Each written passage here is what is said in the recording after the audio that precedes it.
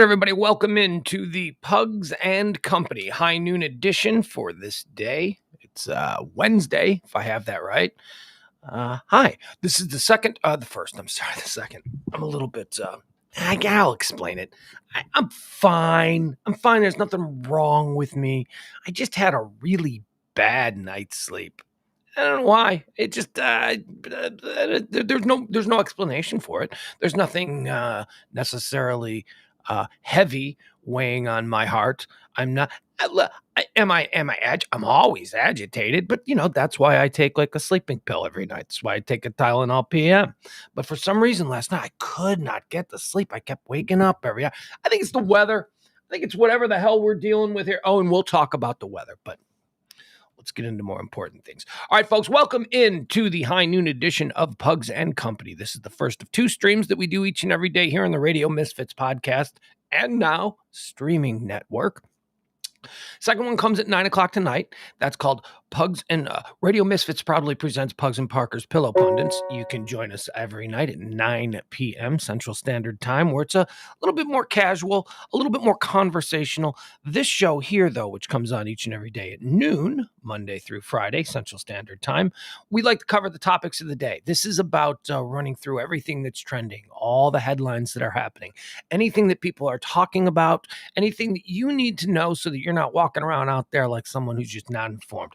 I don't know. Hey, did you hear about this? I don't know. Yeah, no, I don't want that. So if you tune into this show every day, you stream it. Like I said, we do it every day at noon. I'm going to do my absolute best to make sure that you at least have some sort of conversational cocktail party knowledge about what the hell it is that's going on. What's cocktail party knowledge? Explain that. Well, that's a thing that my former partner Kelly coined years ago.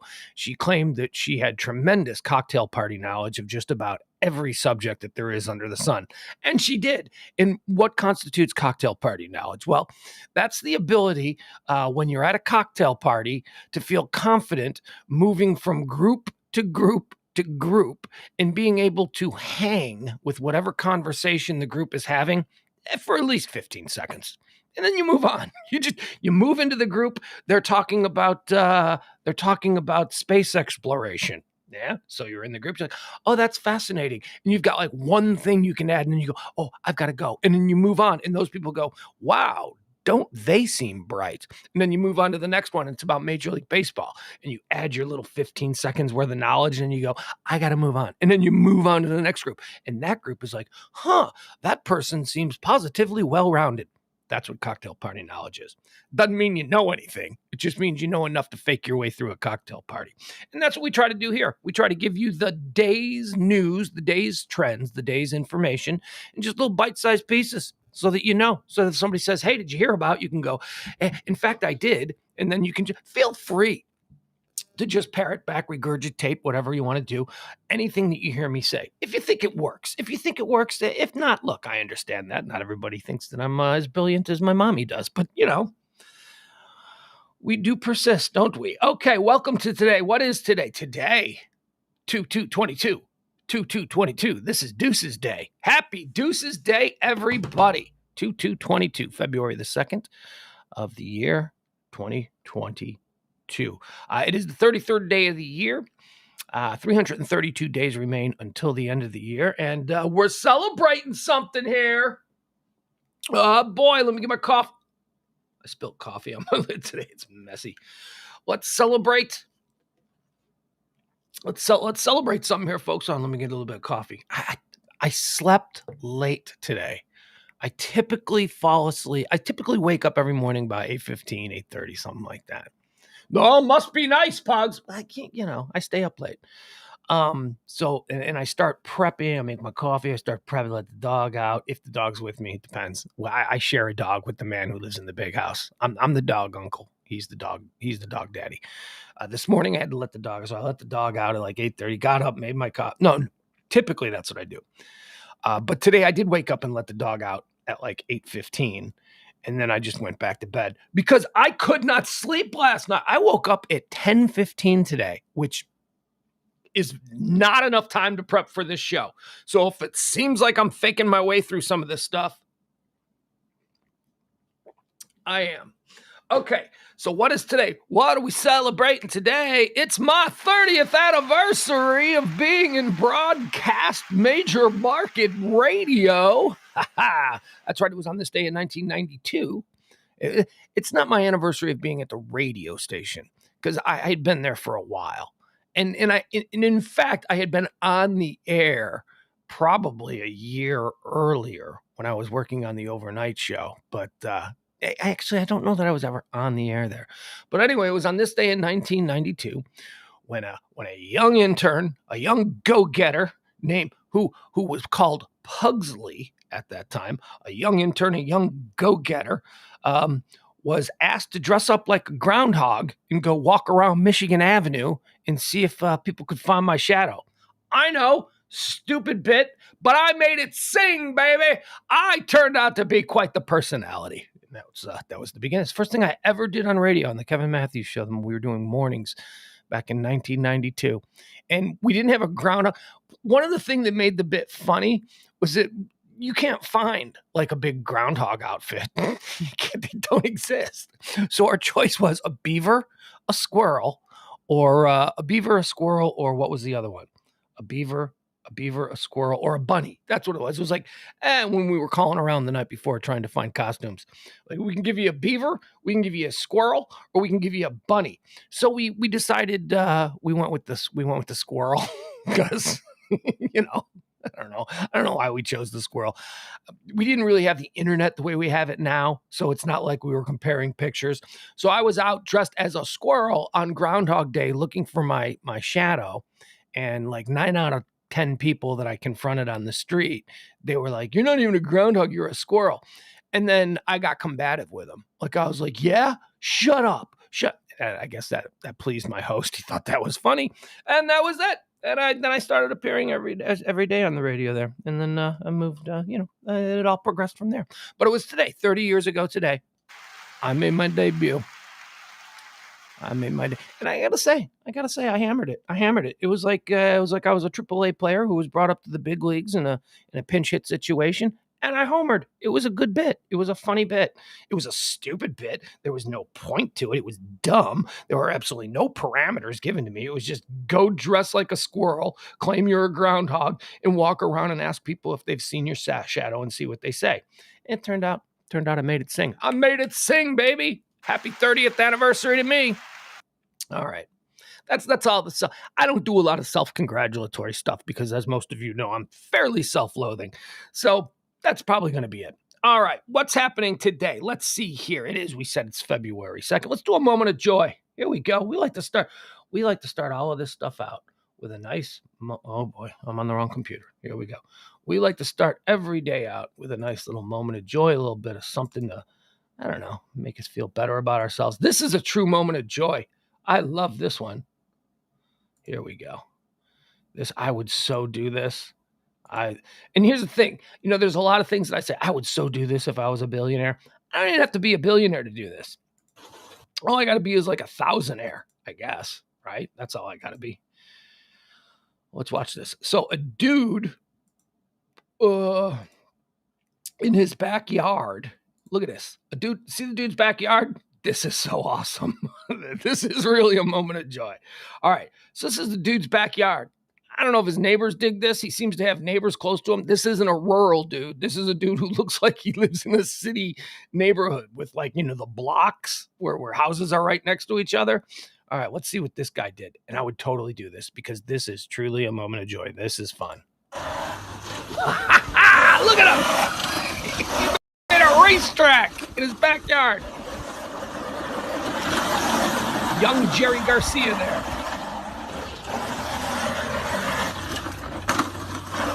Guys, I'm not kidding you. When I first discovered this video yesterday, or a couple days ago, I couldn't stop watching it. I was like mesmerized. I was hypnotized by the possibility. Look, here's one. I'll show you what worries me. Look at young Jerry Garcia. Here's what worries me. I'll show you. Okay. Here he comes. He gets a little too close to a tree. I'll show you. So here, this one. See, he's gonna Let's go back. I want to show you what's going to eventually happen here. All right.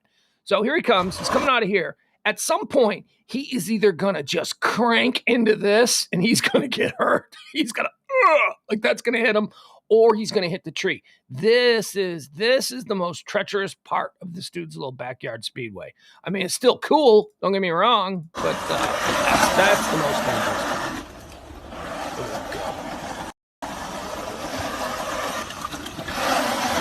Good too. I mean, I wonder how many times he's wrecked before because he's handling this well. He knows when to accelerate.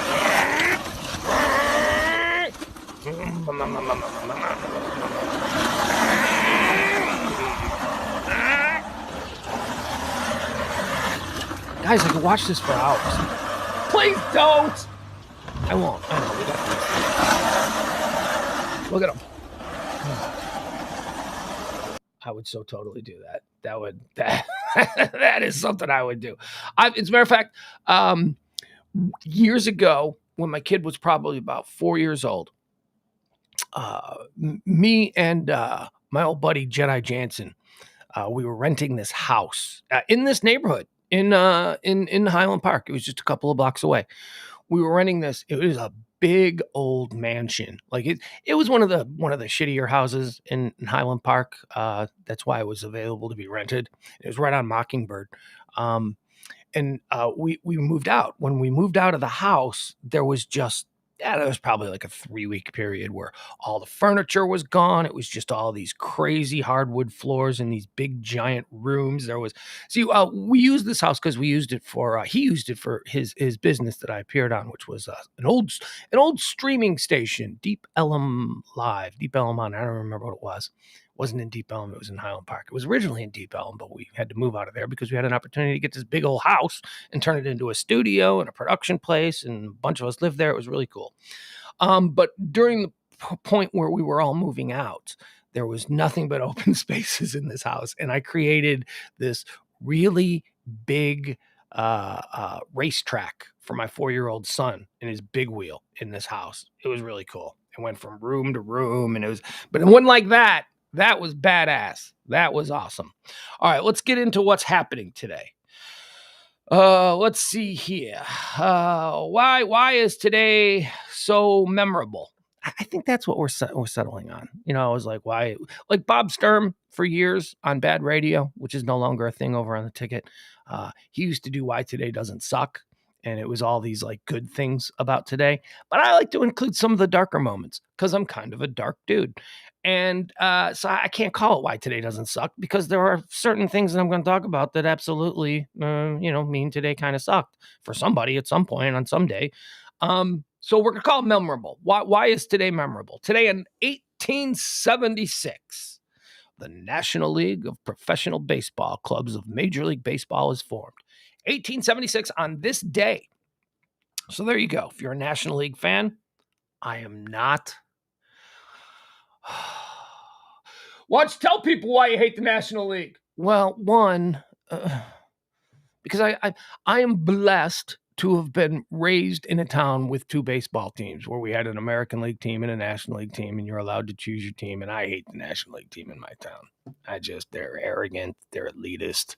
They look down on my Southside White Sox. So they shall not be named. But yeah, I don't like it for that reason. But also, it's 2022. Can we stop letting pitchers hit? Come on, chicks dig the long ball. I want to see the DH. Pugs, how dare you claim to be a baseball fan and want a universal designated hitter in both leagues? I do. I want a universal designated. Well, actually, I don't really care. I'm just glad that my league, the American League, has a designated hitter. I don't give a crap about the National League. I think the National League is boring because the pitchers come up with the bases loaded and now takes 3 pitches and strike 3. He's out, rally dead.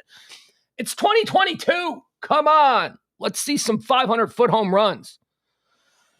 All right, that's it. In 1876, the National League of Professional Baseball was formed. In 1887, on this day, Punxsutawney Phil in Punxsutawney, Pennsylvania. He was the first Punxsutawney Phil, and Groundhog's Day is observed. And on this day, on the very first day, he did not see his shadow.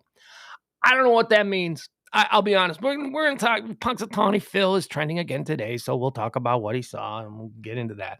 But I don't really know. Like I'm not into this zodiac voodoo bullshit. I don't know what it means. You see the shadow.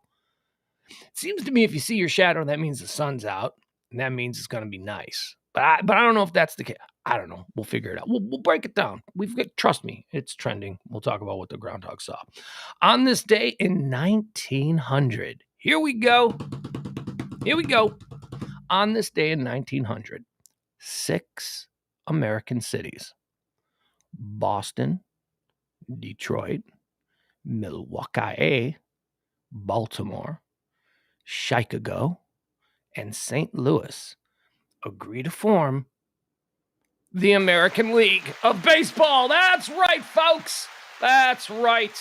A mere 24 years after the National League formed, on the very same day, the American League was formed, 1900. On this day in 1943, the Battle of Stalingrad comes to an end when Soviet troops accept the surrender of the last organized German troops in the city. Man, that was, if you don't know anything about the Battle of Stalingrad, hokey schmokels, man. That was a thing. That is one of the this is funny because the next story I'm probably going to say the same thing, but one of my favorite war movies that, how can it be your favorite? You're not even sure what it's called. I think it was called Stalingrad. I don't know. One of my favorite war movies is about the Battle of Stalingrad and just how unbelievably brutal that was. Oh, God. The Battle of Stalingrad comes to an end when Soviet troops accept the surrender of the last organized German troops in the city. So the Nazis had taken the city of Stalingrad, and like all of the Soviet army just surrounded it and just basically like starved them out. They had no way to get out. It was winter. They were starving. There were cannibalism. There were, oh God. Oh, what an insane thing the Battle of Stalingrad was. On this day in 1943, it ended. So that's, I guess, a good thing. A good thing, closely following a really bad thing. Was it Stalingrad? I'm trying to think of what the name of the movie is. That I love. That's about that. You should probably know the name of the movie if you ever plan on seeing it again. Yeah, I know. On this day in 1989, the Soviet-Afghan War, the last Soviet armored column leaves Kabul. Another one of my favorite military army movies of all time. Have you ever seen, I believe it's called The Beast, but I've also seen it called The Tank or whatever. No, it's not called whatever, but something else. The Beast is the story of Soviet troops in Soviet tank team, a group of guys in a single tank in Afghanistan during the Afghan invasion, the Afghan war, and they're going through this valley. And they are just it's one tank, and they are just surrounded on all sides by, would that have been the Mujahideen? I believe that would have been. Yeah, the CIA-backed Osama bin Laden troops were completely surrounding this tank, and it all takes place inside the tank. The dudes in the tank who are just being bumped, but they can't get out. It's just them stuck in a tank, and their small arms fire, and they're getting hit with like mortars. It's just, oh my God, what a good movie that is. Soviet-Afghan War, the last Soviet armored column leaves Kabul. Many believe that it was the immense failure of the Soviet army in Afghanistan that led to the fall of the Soviet Union. Certainly was a very big part of it. They rolled in. They were the Soviets. They were like, let's roll in. Let's take this country. Let's make them another Soviet republic.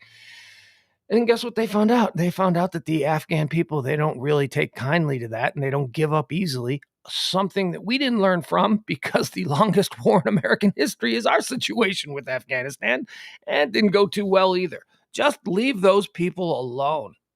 First of all, what do we want with that? It's just like it's dirt and rocks and mountains and what do they make there? Heroin? That's it. We want heroin. What do we want to control? The heroin trade? That's like the only thing. Poppy fields? That's like the only thing that comes out of Afghanistan. Just word to the rest of the world. leave Afghanistan alone. And any of you aliens that are up there thinking about invading Earth, be warned. Afghanistan is not to be trifled with. Those people do not give up. Sure, they only got rocks and homemade Molotov cocktails and stuff, but it's just going to be a pain in the ass. There seems to be an ever reproducing legion of Afghans who will take the place of the ones you kill, and you'll kill a lot of them. But there'll just be more. By the end of it, you'll be fighting 4-year-olds and to the death, and some of you will lose to a 4-year-old, and that can't be good. All right, so that was on this day in 1989. Let's see. Let's celebrate a couple of birthdays. Some big birthdays. Born on this day in 1937. An absolute American treasure. This guy's hysterical. This guy's cool. This guy is everything. Born in 1937. Tommy Smothers of the Smothers Brothers. You got Dick. Dick was the one with the mustache. Tommy played the dumb one. But Tommy's not the dumb one. Tommy was actually the brain. I don't want to say the brains because that would be like saying that Dick Smothers didn't really contribute much, but the badass behind the scenes of the Smothers Brothers and everything that they did was Tommy Smothers. Tom Smothers, born on this day in 1937, American comedian, actor, and activist. Born on this day, born on this day in 1942, a guy who was trending yesterday, and it's his birthday today, Graham Nash, the voice of an angel. Graham Nash has. Graham Nash of the Hollies, Graham Nash of Crosby, Stills, Nash and Young, Graham Nash of the solo career. Graham Nash was born on this day in 1942. There is a, I don't know if you guys have seen this. People who know me know that I love the pop culture documentary. Any sort of documentary that shows us a particular point, place, or time, specifically in American history. And if it has to do with popular culture, that's really my jam there. That's the one that I get into. There is a series, and it's a documentary series. It's like 5 parts or something. And I'm not sure where it is. I don't know, maybe Paramount Plus or something. I don't know. But if you Google it and you're interested in this stuff, it is so good. It is so good that I cannot wait to watch it again. It's one of those series. I saw it like a year ago, so I need to put like another year between seeing it and watching it again. It's called Laurel Canyon, and it's a 5-part Showtime, maybe Cinemax. I don't know, but look it up. Google Laurel Canyon docuseries, and it's all about the area in the Hollywood Hills back in the 60s and the early 70s when it was just the epicenter of popular music. Every rock star that was big between 1962 and 1974, they all moved into the Laurel Canyon. They were all neighbors. They were all just hanging out at each other's houses and collaborating. That's how Crosby, Stills, Nash and Young came together. They were all just individual rock stars who were living in the same neighborhood, and they started going to parties at each other's houses and playing together, and boom. Then you got one of the largest and most successful American rock bands in history. But Graham Nash was one of the focal points of it because he was living with his girlfriend at the time, a person named Joni Mitchell. Joni Mitchell and Graham Nash. And there's this really cool story. You know the song Our House? Our house is a very, very, very fine house. Well, it was written about... They went out on a Saturday, boyfriend and girlfriend, Graham Nash and Joni Mitchell. They went out on a Saturday and they just went into town and they bought some stupid stuff. Like she bought a vase and they bought some seeds for planting. And it was just a very mundane day. And Graham Nash came home and he was watching Joni Mitchell in the backyard planting these flowers. And he wrote that song just on the spur of the moment. He just started singing about all the stuff he was looking at, all the things that she was doing. And that song is so awesome. Okay, so Graham Nash, happy birthday to you. Born on this day in 1942. It's Fabulous Babe Day, February 2nd. Born on this day in 1947, quintessential American beauty, Farrah Fawcett was born. She died in 2009. How sad is that? Farrah Fawcett died. That was terrible. That was sad. What an icon she is, huh? Farrah Fawcett was born on this day in 1947. She sort of embodied what the quintessential Southern California girl was supposed to look like. But she was from Texas. She was a Texas girl. Because as I've maintained now for about 20 years, pound for pound, there is no chunk of dirt in the United States of America that produces more fabulous babes than the state of Texas.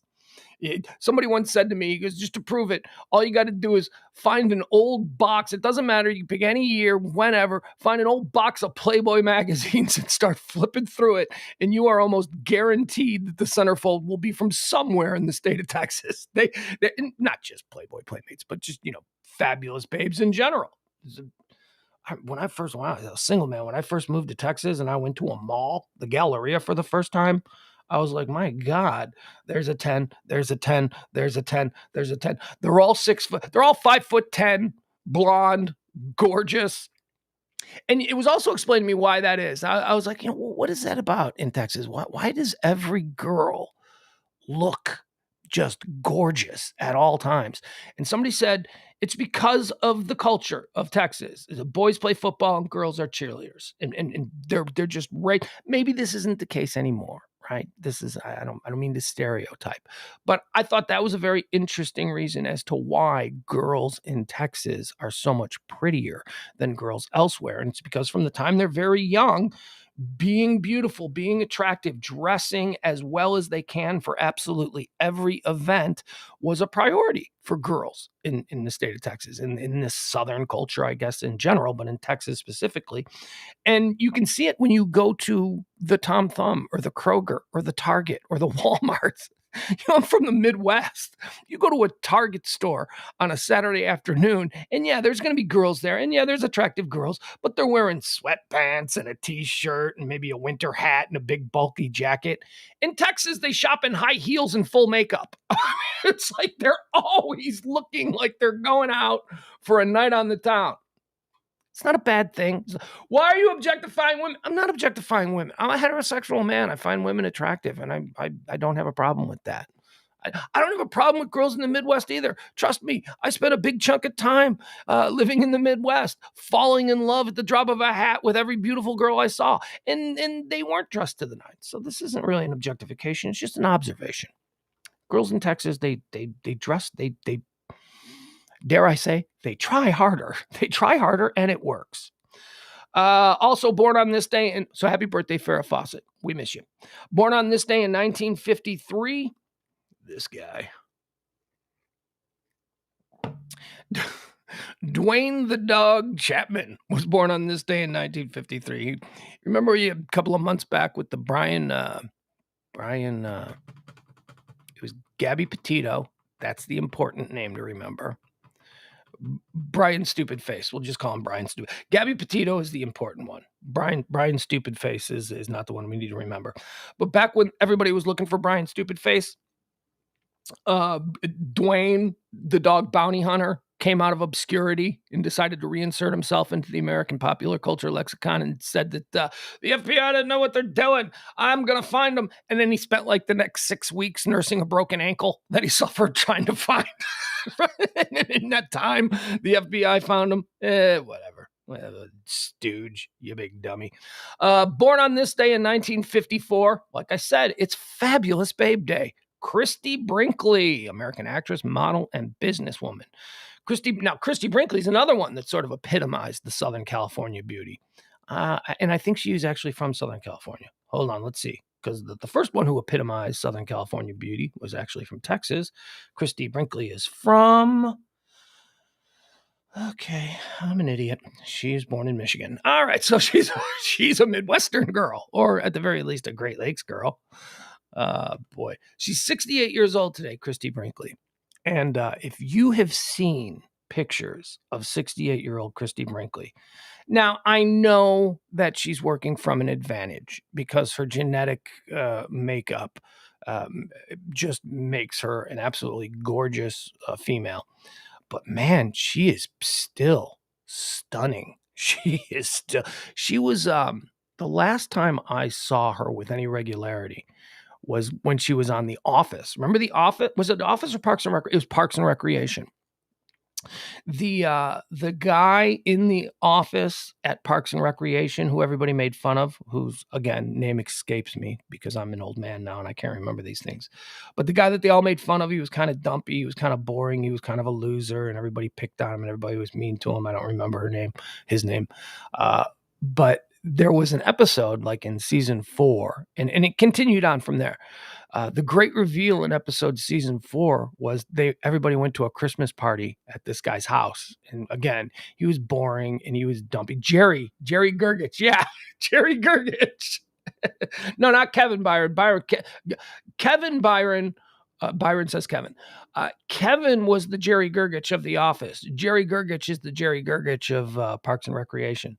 So they went to a Christmas party at his house, lame, old, butt of every joke, dumpy, boring, ugly Jerry Gergich. They went to Jerry Gergich's house. Nobody wanted to go either. This Christmas party's going to suck. Can't believe we got to go hang out with Jerry for a night. Jerry sucks. And that was kind of the joke about Jerry. He didn't suck. He was a really nice guy, but for some reason, everybody in the office just hated him. And he was so nice. And because they were awful people, I guess that's the contrast there. That they were such awful people in Parks and Recreation that they couldn't recognize that Jerry was a decent sort. So they go to his Christmas party. And Jerry introduces everybody at the office to his family, and his wife is Christy Brinkley. And his daughters are like clones of Christy Brinkley. So here you have this like guy and it's like suddenly everybody in the office was like, man, how did Jerry pull that? That was the last time I saw Christy Brinkley with any regularity. She played Spottily. She appeared on that show. She looked great. Happy birthday, Christy Brinkley. You still look beautiful. But like I said, she was working from an advantage. She started out like spectacularly beautiful. One of the first supermodels, I guess, Oh my God. You got to choose. Pugs, you got to choose Farrah Fawcett or Christy Brinkley.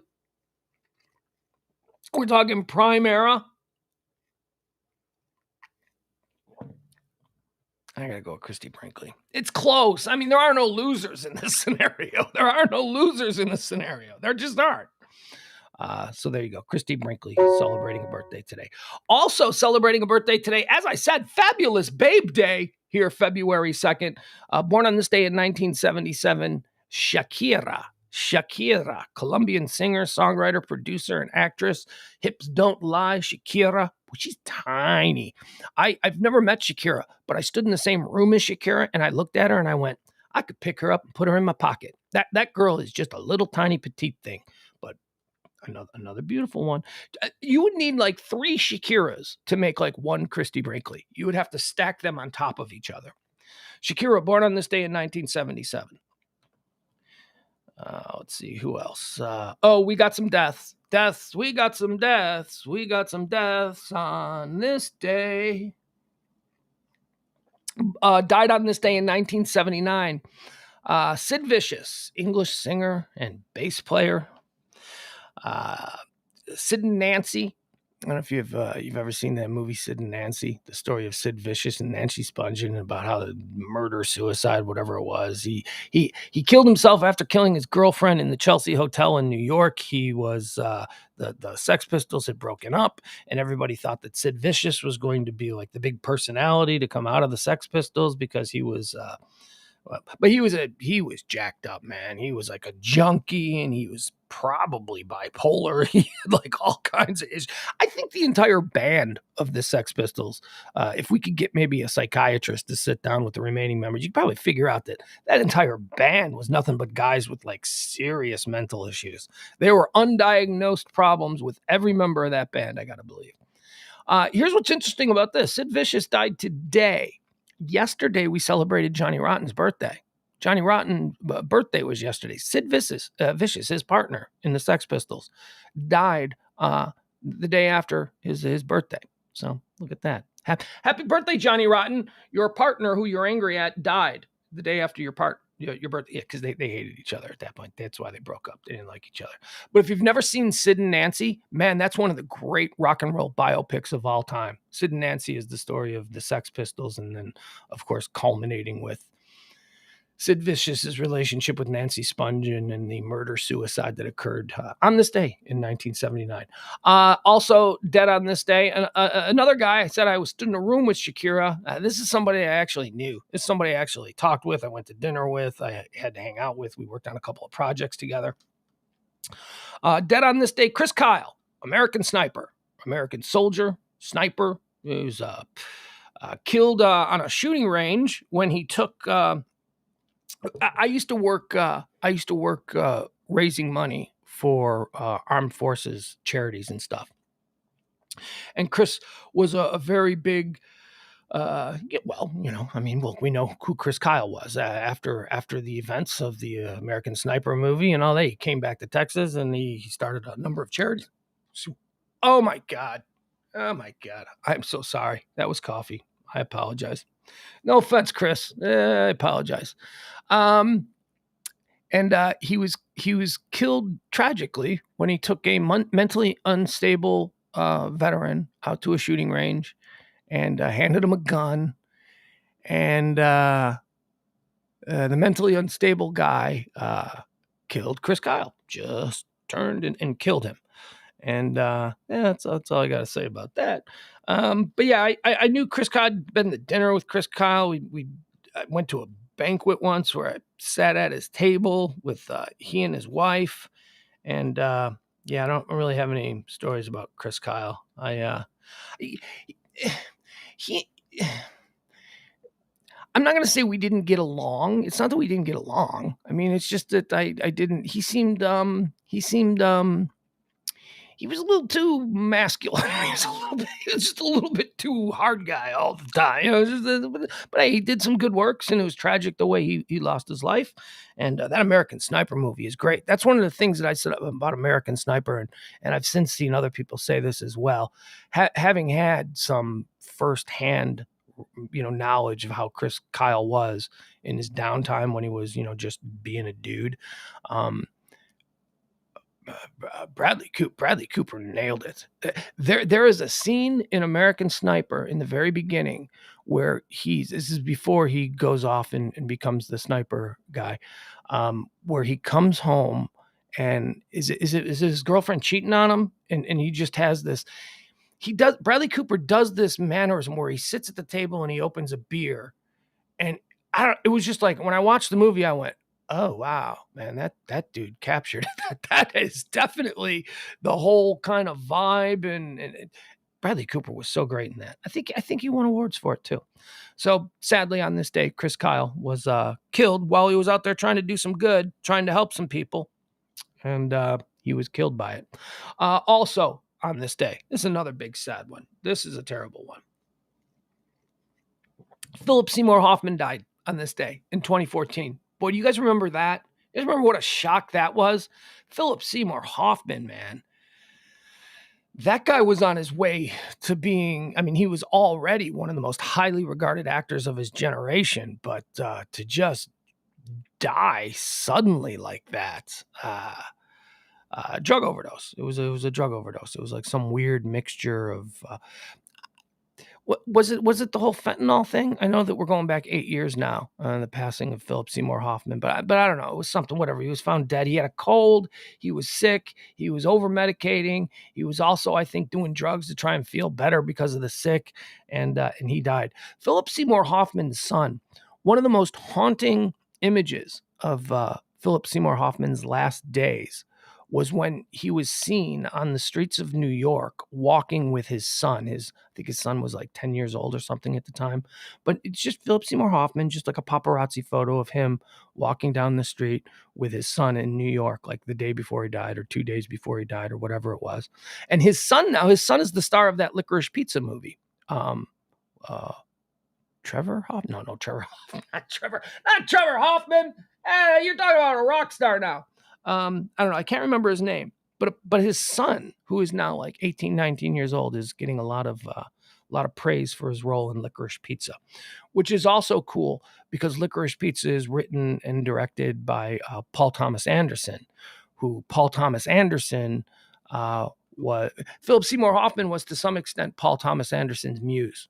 Phillip Seymour Hoffman appeared in a whole bunch of Paul Thomas Anderson movies, Boogie Nights, Magnolia, all of those.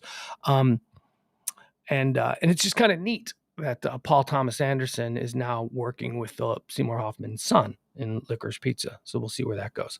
All right, National Day of. Let's see what today is the National Day of. We always like to do this.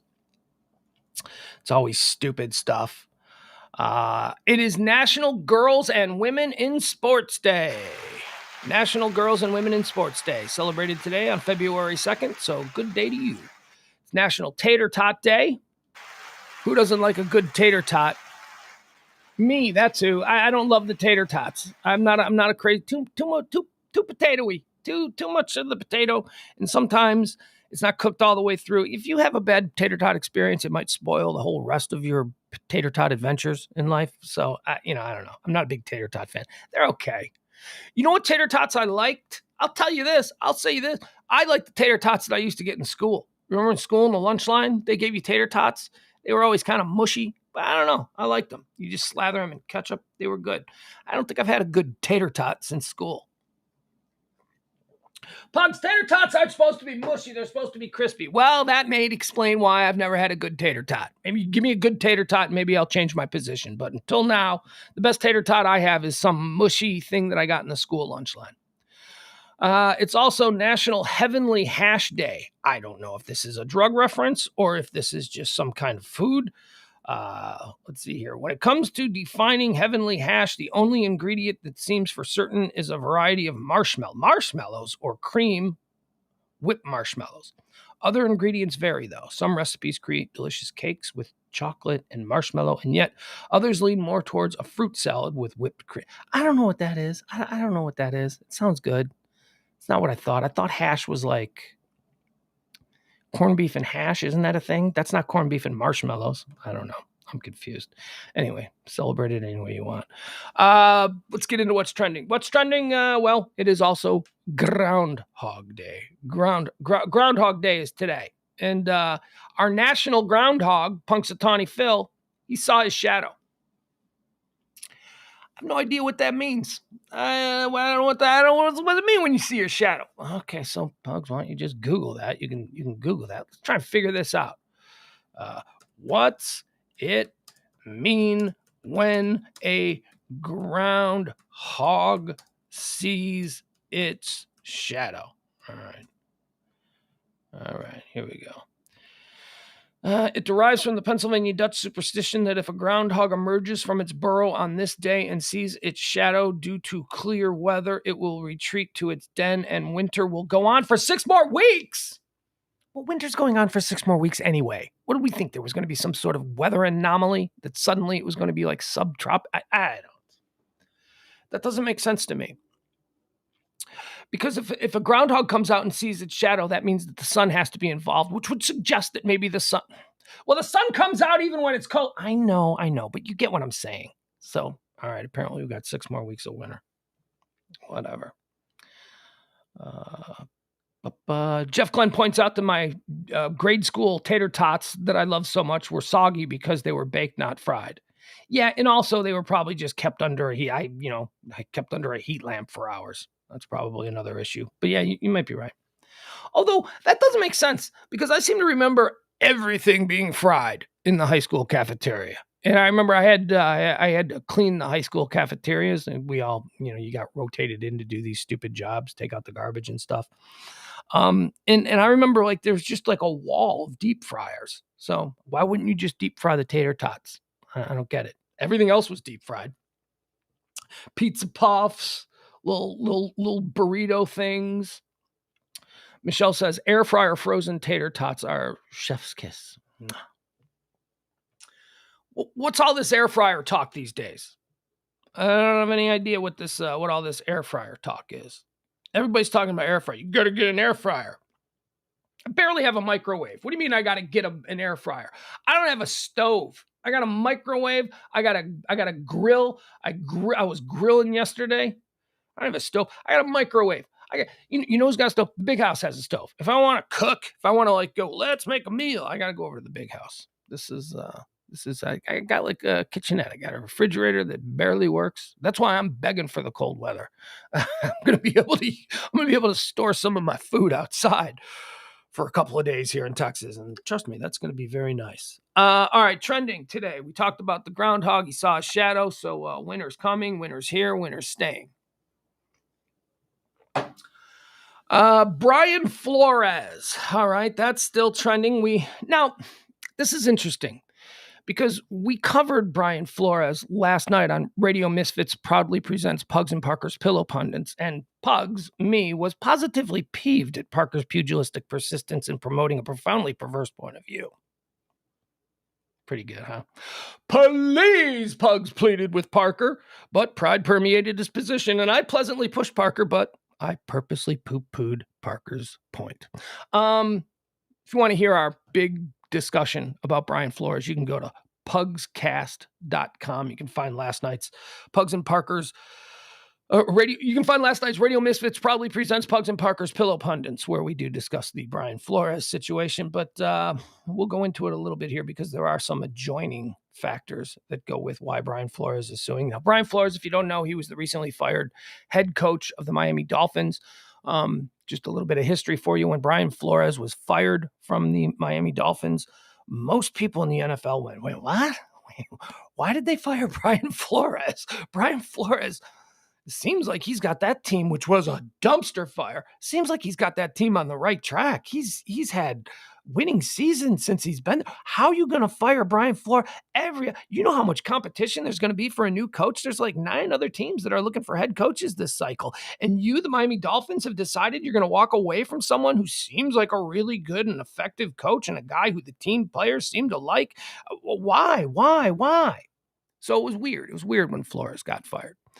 But he didn't get another job in the first couple of rounds, and there was a lot of stuff put out about why he was difficult. He didn't get along with the general manager. He was hard on players, and then certain players have come out and said that's not true. That's not true. We loved him. We loved playing for him. He was awesome. Brian Flores has filed a lawsuit against the NFL claiming that they are not adhering to the letter of the rule when it comes to the Rooney Rule. Now, what is the Rooney Rule? The Rooney Rule is a rule that the NFL put in place concerning hiring practices among the 32 NFL teams. What it says is all NFL teams, if they have an opening for coach, they must interview minority candidates. And this goes back. And again, you can go to pugscast.com and listen to last night's Radio Misfits proudly presents Pugs and Parker's Pillow Pundits. You can go and you can listen to that. And you can hear me and Parker really get into it. And we couldn't be more opposed to what's happening in this story. So if you want to hear a really dumb guy and a really smart guy debate this point, you can find that there. Or maybe you'll find it to be the other way around. Maybe you'll agree with Parker's point of view and you'll just be like, Pugs, please. So here's why he's suing, because, or at least this seems to be ground zero for the lawsuit. So Brian Flores and Brian, oh my God, it's gone. Dable. There it is, Brian Dable. Both Brian Dable and Brian Flores, 2 guys who are in the head coaching cycle who are looking for jobs. Brian Dable, the offensive coordinator of the Buffalo Bills, and Brian Flores, the recently fired Miami Dolphins head coach. They're both looking for gigs. They're both interviewing with the New York Giants. They both, at one time or another, served under Bill Belichick. So the 2 Bryans are apparently in Bill Belichick's phone right next to each other. And Bill Belichick sent a text out to, well, here, should we pull it up? Nah, I'll just better if I nutshell it. So Bill Belichick sent a text to Brian Flores congratulating him on getting the New York Giants head coaching job. Brian Flores said, well, thanks, coach. I really want the job. What have you heard? And then Bill Belichick said, well, I hear from my sources in Buffalo and in New York that you're the guy, that they're definitely going to hire you. And then Brian Flores said, I haven't even interviewed for that job yet. I'm going to be interviewing for that job on Thursday. And Bill Belichick says, oh, well, it's your job if you want it. And then Brian Flores responded to Bill Belichick, well, I definitely want it, Coach. Thank you. And then there was a pause, and then Brian Flores responded to Bill Belichick, Coach, do you think you're talking to Brian Dable or Brian Flores? And Bill Belichick responded, oh, damn, I effed up. Yeah, they're giving the job to Dable. It was like, and then Flores was like, wait a second. You're telling me Coach Bill Belichick, a guy who is definitely in the know with all these circles. I mean, Bill Belichick was in the Giants organization. He's a kingmaker in the league. He would know things, right? If somebody was going to leak something on the down low, you would think that, Bill Belichick might be one of those guys that would get this information. So Brian Flores is like, wait a second. They haven't even interviewed me yet. And you're telling me that they've already decided that they're hiring Dable so that my interview this Thursday that he then went and sat through, he went and had the interview knowing full well that Bill Belichick had told him that they had already hired Brian Dable. He went and sat through this interview simply so that the New York Giants could meet them. The Rooney Rule thing. Although there's now some issues because they had already met the standard of the Rooney Rule because the New York Giants had interviewed Leslie Frazier from the Buffalo Bills a few days before that. But anyway, all hell broke loose. A 56-page legal civil action was filed, and there's a whole bunch of things in it. I mean, I guess the headline grabbing one is the Bill Belichick texts that got sent to Brian Flores. But man, there's a whole lot of other things that are happening here. And one of the things that Parker and me agreed on last night was that the charge of game fixing, if you will, on the part of Stephen Ross, owner of the Miami Dolphins, is certainly the one that we're probably going to hear some sort of conclusion to first. According to Brian Flores, the coach of the Miami Dolphins, he was offered $100,000 by Stephen Ross, owner of the Miami Dolphins, offered $100K for every game that he lost. Not won, lost. $100,000. Hey, if you can coach the team really badly and you can lose the games, I'll give you $100,000 per loss. Now, why? Well, because a truly terrible season would mean a higher draft pick. And they were trying to, it was known. The joke was their fans in the stands had these signs that said Miami Dolphins tanking for Tua. They really wanted Tua from Alabama. But that's one thing for the fans to say it and for the fans to be rooting for it. But to have the owner of the team, why is this a big deal? Because it speaks directly to the integrity of the games. This is, not the same sport, but in baseball, this is why Pete Rose has been banished for life from baseball, because he did something that in some bullshit way, I believe it's total bullshit in Pete Rose's case, but he did something that would call into question the integrity of the game. Brian Flores didn't lose a whole bunch of games. They won a few games. It was a terrible team, but he won a few games, and so that's one of the things that's in the document, in the court filing.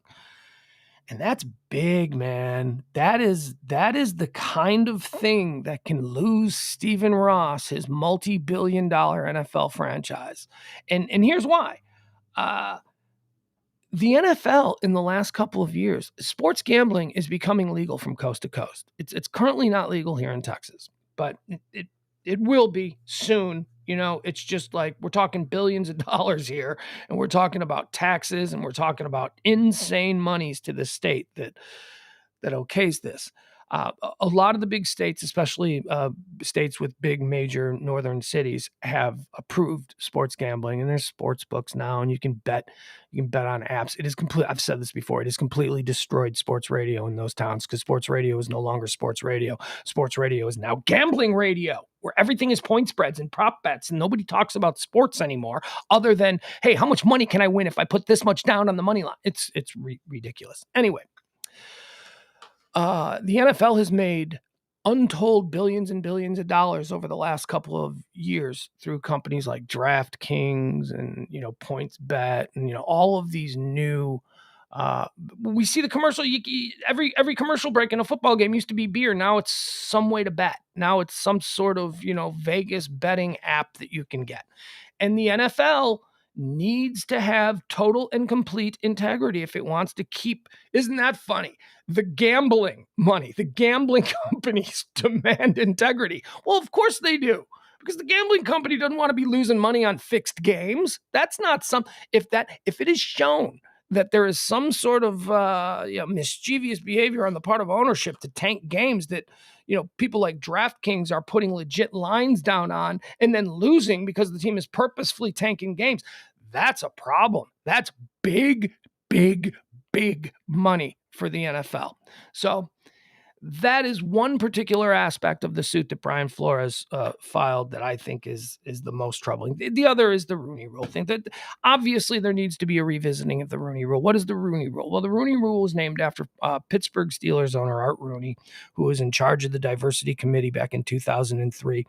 The NFL formed a committee, diversity committee, to create a way to ensure that qualified coaches of color were given every opportunity in the same level as white coaches because there were none.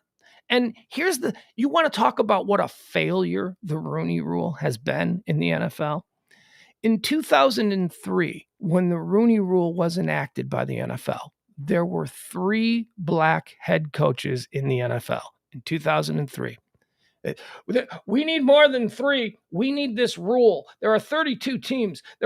This league is 70% black. We need to have better representation on the sidelines. That was basically the argument. 2003, there were 3 black head coaches. That was, in the eyes of the diversity committee, despicable. So they made a rule. They enacted the Rooney Rule to make sure that there would be more than 3 black head coaches in the league. Here we are in 2022. We are 20 years after the enactment of the Rooney Rule. And there's only one. There's only one. So in 20 years, they've actually lost 2. There were 3 when they felt urgency to enact the rule. And now here we are, and there's only one. Now, of course, there are a couple of openings. So, they could still hire a couple of people and maybe make it at least to the level that it was when the rule was enacted. But it's just not working. I talked about this with somebody yesterday. Radio has this rule. I don't know if it's an FCC thing or whatever, but whenever a radio station posts an opening for hey man, who wants to do morning drive in America's most livable city? You see these ads in radio. The rule is that they have to post the ad and that they have to interview people from the ads, meaning they have to make it open and fair. And that's bullshit. I have never worked at a radio station that didn't have an opening, that the radio station didn't know who was going to fill that opening the day before they fired the guy that created the opening. It's a workaround. Man, we can't name anybody for 2 weeks, but we're going to post this ad and we're going to interview some people. We're going to bring them in. Tokens. They interview people most of the time, not most of the time, every time. In my experience, 30 years now, it's my 30-year anniversary of being on the air and radio. In my experience, I have never seen someone hired for an opening at a radio station that was just plucked off of one of the ads. Somebody who responded to the ad sent their tape in. That never, ever happens. It's always, well, we're going to steal the guy from crosstown, and we already know we're going to steal that guy from crosstown, but we got to interview a whole bunch of people, so let's do a bunch of token interviews. I have been that token interview.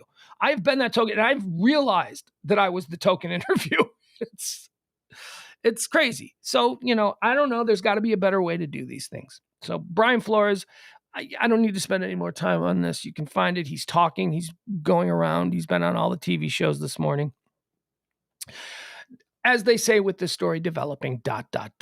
Also trending alongside this now is Hugh Jackson. Hugh Jackson, a black former football head coach. I don't know where Hugh Jackson is now. Hugh Jackson, is it Grambling? I think he's at one of the historically black colleges, the HBCUs.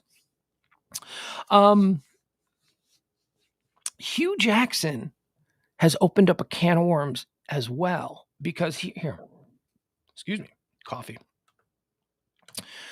Hugh Jackson today on Twitter suggested that he too was paid for losses or offered to be paid for losses by the owner of the Cleveland Browns.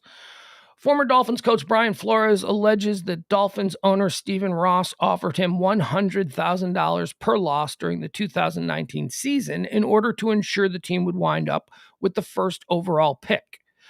Now comes today, Browns former coach Hugh Jackson made similar allegations in response to Flores' lawsuit going public on Tuesday.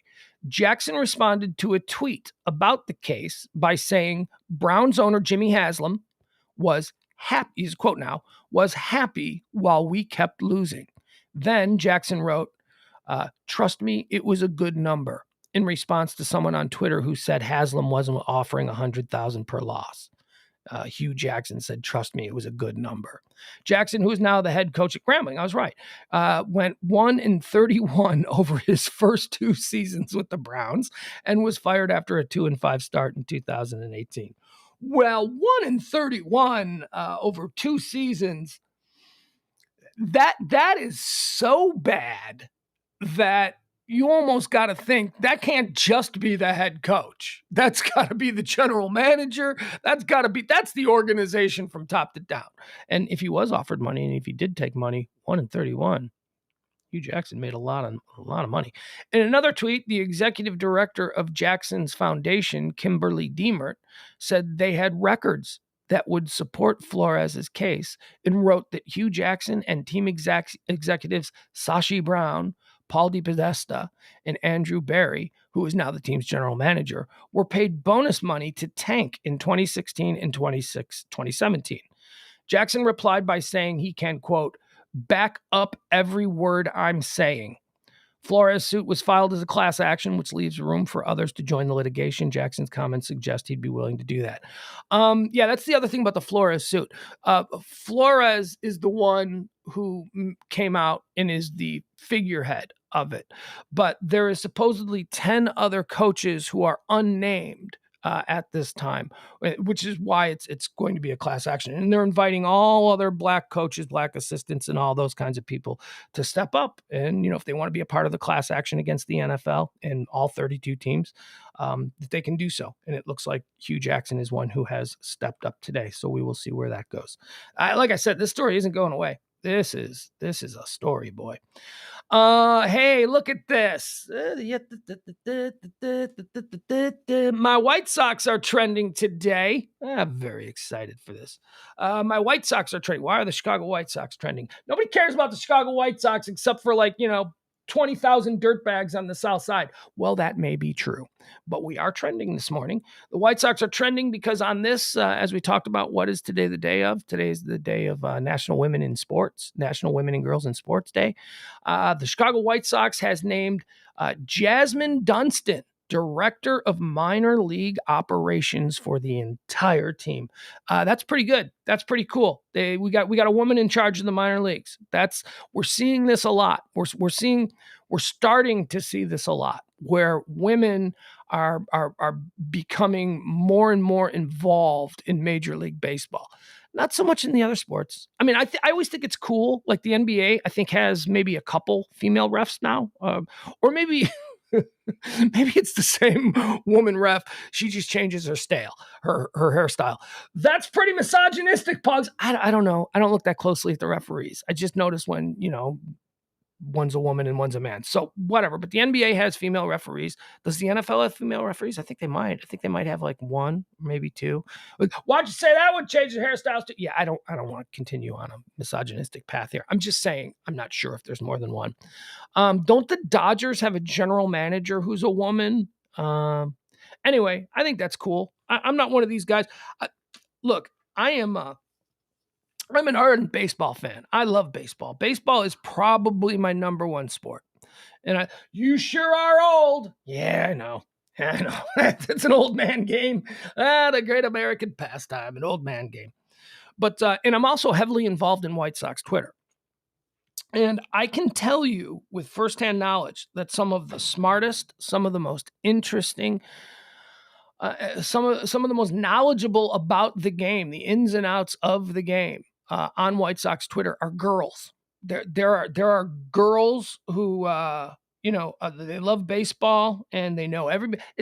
You don't have to have played. I never played competitive baseball at a professional level. You can just be a fan, and I think it's just as easy for a girl to grow up. Maybe it's something she shared with her dad. Maybe it's I know a lot of dads that get their daughters into sports. So so this whole idea that, women can't be involved in baseball, man, that is an old school mindset. Because like I said, there's a girl named White Sox Allie, who is, Allie is her name. White Sox Allie, she's really good. She is so smart, and she writes for one of the local White Sox blogs, and her stuff is can't miss stuff. She's tremendous.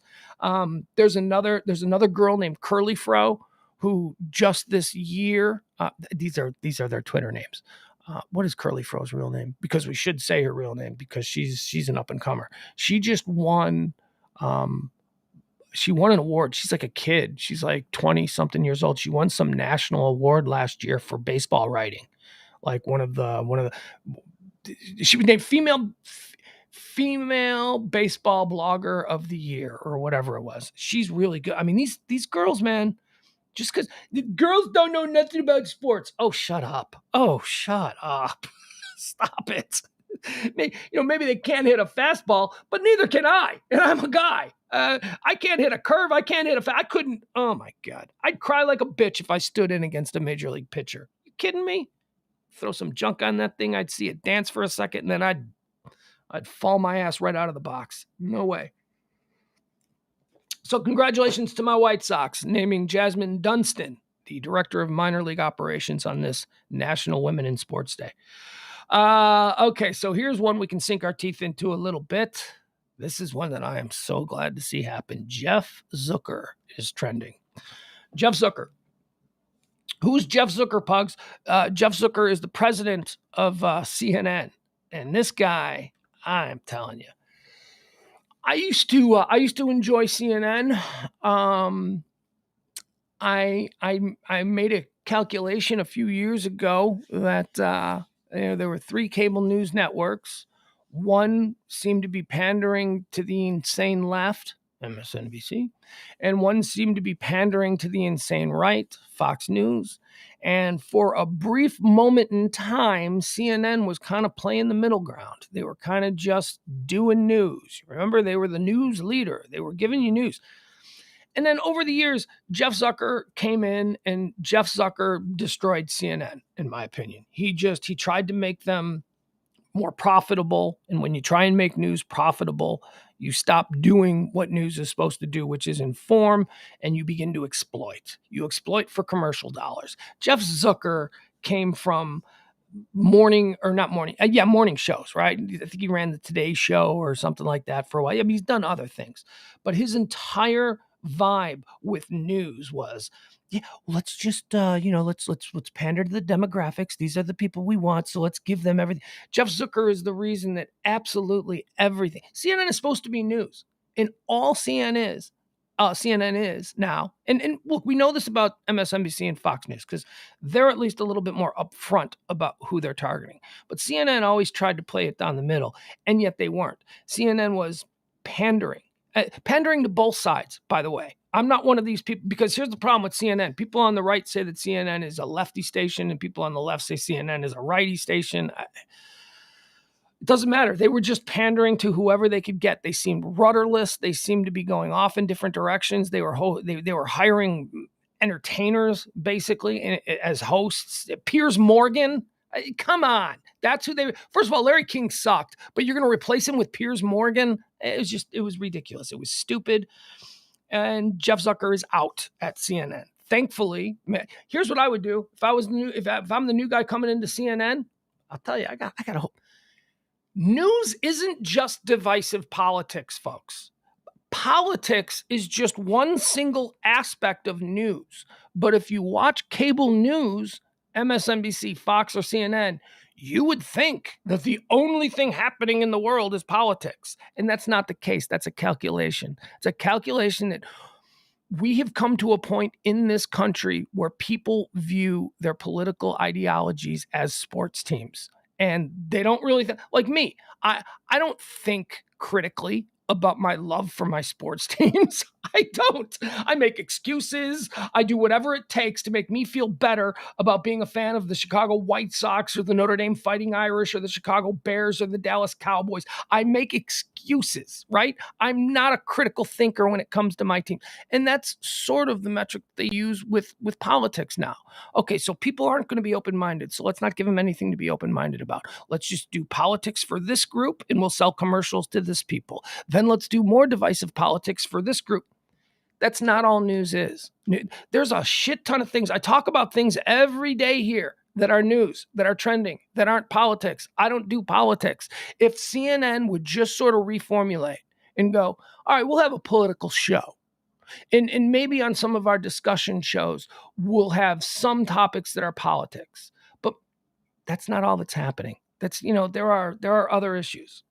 But unfortunately, because all three of the news stations have gone into this sort of divisive political mode the last few years, absolutely everything in this country becomes political at some point. At some point, it becomes, doesn't matter. If you like Coke or Pepsi, well, Coke is in bed with the Chinese. So if you like Coke, you're a liberal, whatever. How are liberals in league with the Chinese? I don't get it. One of the first things that I would do if I'm the new guy, I'm sitting there, I get my token interview to run CNN. I sit down and I go, okay, whenever we do have somebody who's political and they're going to be on and they're going to be speechifying, let's stop putting the R or the D next to their name. Let's stop giving people a shortcut to stop listening. Let's make these people come on TV, say their piece, and make people listen to them and go, do I agree with that or do I disagree with that? Based on what they're saying, not based on looking down to the bottom of the screen and seeing if this person is a Democrat or a Republican. Because you might be sitting there listening to somebody going, okay, these are good points. I kind of agree with what he's saying. And then you look down and you see that he's a dirty Democrat and you're like, oh, but fuck that guy.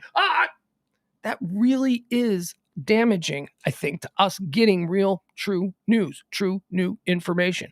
We were biased. We see these things. That would just be one thing. All right, so let's get into why CNN's Jeff Zucker is out on his ass. And it's funny. CNN's top boss, Jeff Zucker, resigned from the network Wednesday morning after he didn't disclose a romantic relationship with another senior executive at the company. Zucker, who has helmed the cable network for 9 years now, told colleagues in a memo that his relationship with CNN's executive vice president and chief marketing officer, Allison Golust, came up during a probe into Chris Cuomo's alleged sexual misconduct. Oh, is that beautiful? Oh, is that great? Oh, Jeff Zucker was so sanctimonious about the whole Chris Cuomo thing. Well, we will not tolerate that, and we are going to fire him. Look, see, you can't say Chris Cuomo because half the people hear that and go, I already know what I think about him, and it was told to me by Tucker Carlson. You get that. But honestly, what Chris Cuomo was guilty of was just sticking up for his brother. I mean, on some level, you got to go. That's not what I heard people on Twitter say. Okay, whatever. His brother was in trouble. He was helping his brother in his downtime. And you're right. That probably isn't good for the old integrity. But if you think Chris Cuomo had integrity, you're a fool. Stop it. You hired an entertainer. He was a Good Morning America guy. What? So Jeff Zucker was all sanctimonious about Chris Cuomo. We got to get rid of Chris Cuomo. CNN will not stand for this kind of behavior. And as an example to the rest of the people in the world of news and information dissemination, we are terminating the contract of our number one rated guy. We're going to take it. We're going to take this hit. His commercial advertising was through the roof, but we are going to take this hit because we here at CNN, and me personally, Jeff Zucker, we don't stand for this kind of stuff. So in the investigation, they found out that Jeff Zucker himself did something wrong. And now he's out. Ding dong, the dick is dead. The dick is dead. The dick is dead. As part of the investigation into Chris Cuomo's tenure at CNN, I was asked about a consensual relationship with my closest colleague, someone I've worked with for more than 20 years, Zucker wrote in a memo. I acknowledge the relationship evolved in recent years, he wrote. I was required to disclose it when it began, but I didn't. I was wrong. As a result, I am resigning today. He was on his way out anyway. I mean, he really was. There was a lot of talk for the last couple of years about how much longer he would stay, whether or not he would retire, and all this kind of stuff. I'm just happy to see that this SOB was forced out in disgrace. That's what I'll take from it. I'll take from it that he was forced out in disgrace. So good. Jeff Zucker, out. He is out at CNN. Mary Trump is trending. I like Mary Trump. But when I look at her, I see Donald. I see it's like, wow, there is a Trump face going on there. There is definitely kind of like a Trumpy face. Mary Trump is an author, she's a psychologist. I don't know. She's something. She wrote a book about her uncle, Donald. She doesn't like him. We don't need to go into that.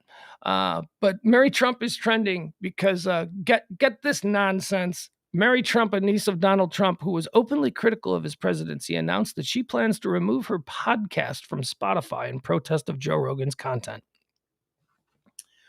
Oh, stop it with yourself, Mary Trump. Nobody cares about your podcast. Whatever, grandstander. She's pretty cool, though. I mean, I do like, she seems smart and she seems kind of funny. She's the rest of the Trumps, without going into it, they don't seem, I mean, Donald Trump is hysterical in a certain type of being funny. Like, he's like mean, he's like mean funny. Like, he picks on people and he's kind of funny. And he's kind of, he's like I've heard people say that Donald Trump was our greatest stand-up comedy president. And that's not about his policies or anything. That's just about the way he is on stage. Like, hey, but seriously, folks. I mean, he's got that whole thing. But that's not really something that his kids have, like Ivanka seems very stone-faced. Eric doesn't seem funny. Don Jr. is silly, but not funny, that whole thing. But Mary Trump she had a wit about her. She would smile and there was a glint in her eye, and something that just, don't really see with the kids. Don't really see with the rest of the Trumps.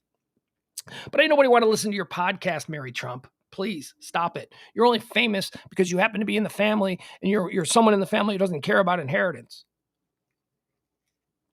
Because you ain't getting none. All right, banned books is trending as well. This is some, oh boy, they are banning here in the great state of Texas. They are just banning all kinds of books. They're banning everything. They're not just stopping at like Holocaust books or books about slavery or whatever. Man, they're banning Judy Blume books. Judy Blume is trending with books being banned. How you gonna ban Judy Blume? Judy Blume, like, generations and generations of kids learn to read, basically, or learn to enjoy reading. I guess she was a little bit heavy for learning to read, but Judy Blume novels and stories were the sort of thing that sparked an interest in reading books for millions and millions of people across multiple generations. Katy, Texas. From a secluded spot in her high school library, a 17-year-old girl spoke briefly, softly, into her cell phone, worried that someone might overhear her say the things she's hidden from her parents for years. They don't know she's queer, the student told a reporter, and given their past comments about homosexuality being a sin, she's long feared that they would learn her secret if they saw what she read in the library. That space, with its endless row of books about characters from all sorts of backgrounds, has been her safe haven, she said. One of the few places where she feels completely free to be herself. But books, including one of her recent favorites, have been vanishing from the shelves of Katy Independent School District libraries over the past few months. Gone are Jack of Hearts, a book she'd read last year about a gay teenager who isn't shy about discussing his adventurous sex life. Also banished, The Handsome Girl and Her Beautiful Boy, All Boys Are Blue, and Lawn. Okay, so I'm kind of getting like, like, these aren't exactly the Judy Blume books, right? Where do we get to the Judy Blume stuff?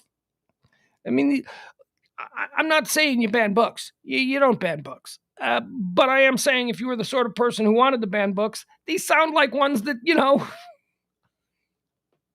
You, from your perspective, you may have a point in wanting to ban them. I just don't understand why Judy Blume is caught up in all this. All right, here we go. All but a few of the challenges this school year targeted books dealing with racism or sexuality, the majority of them featuring LGBTQ characters and explicit. Blah, blah, blah, blah. All right, so now they're going through a whole list of books that are banned. Why is Judy Blume trending? How are they going to ban Fudgy? You can't ban Fudgy. Fudgy was a little brother in one of the Judy Blume books. Okay, and then it goes on to talk about all these retired school librarians have come together and they're really pissed and they're like, you can't ban books and blah, blah, blah. And okay, whatever. There we have it. Books are being banned. I did see this, though. Wait, you know what? Now I got to find out what they're saying about the Judy Blume. Oh, you know what was trending last night alongside the banned books? Flowers in the Attic. You remember the book Flowers in the Attic? That was like when I was a kid. I never read it because I didn't read novels. I liked biographies of Willie Mays. That's the kind of stuff that I read when I was little.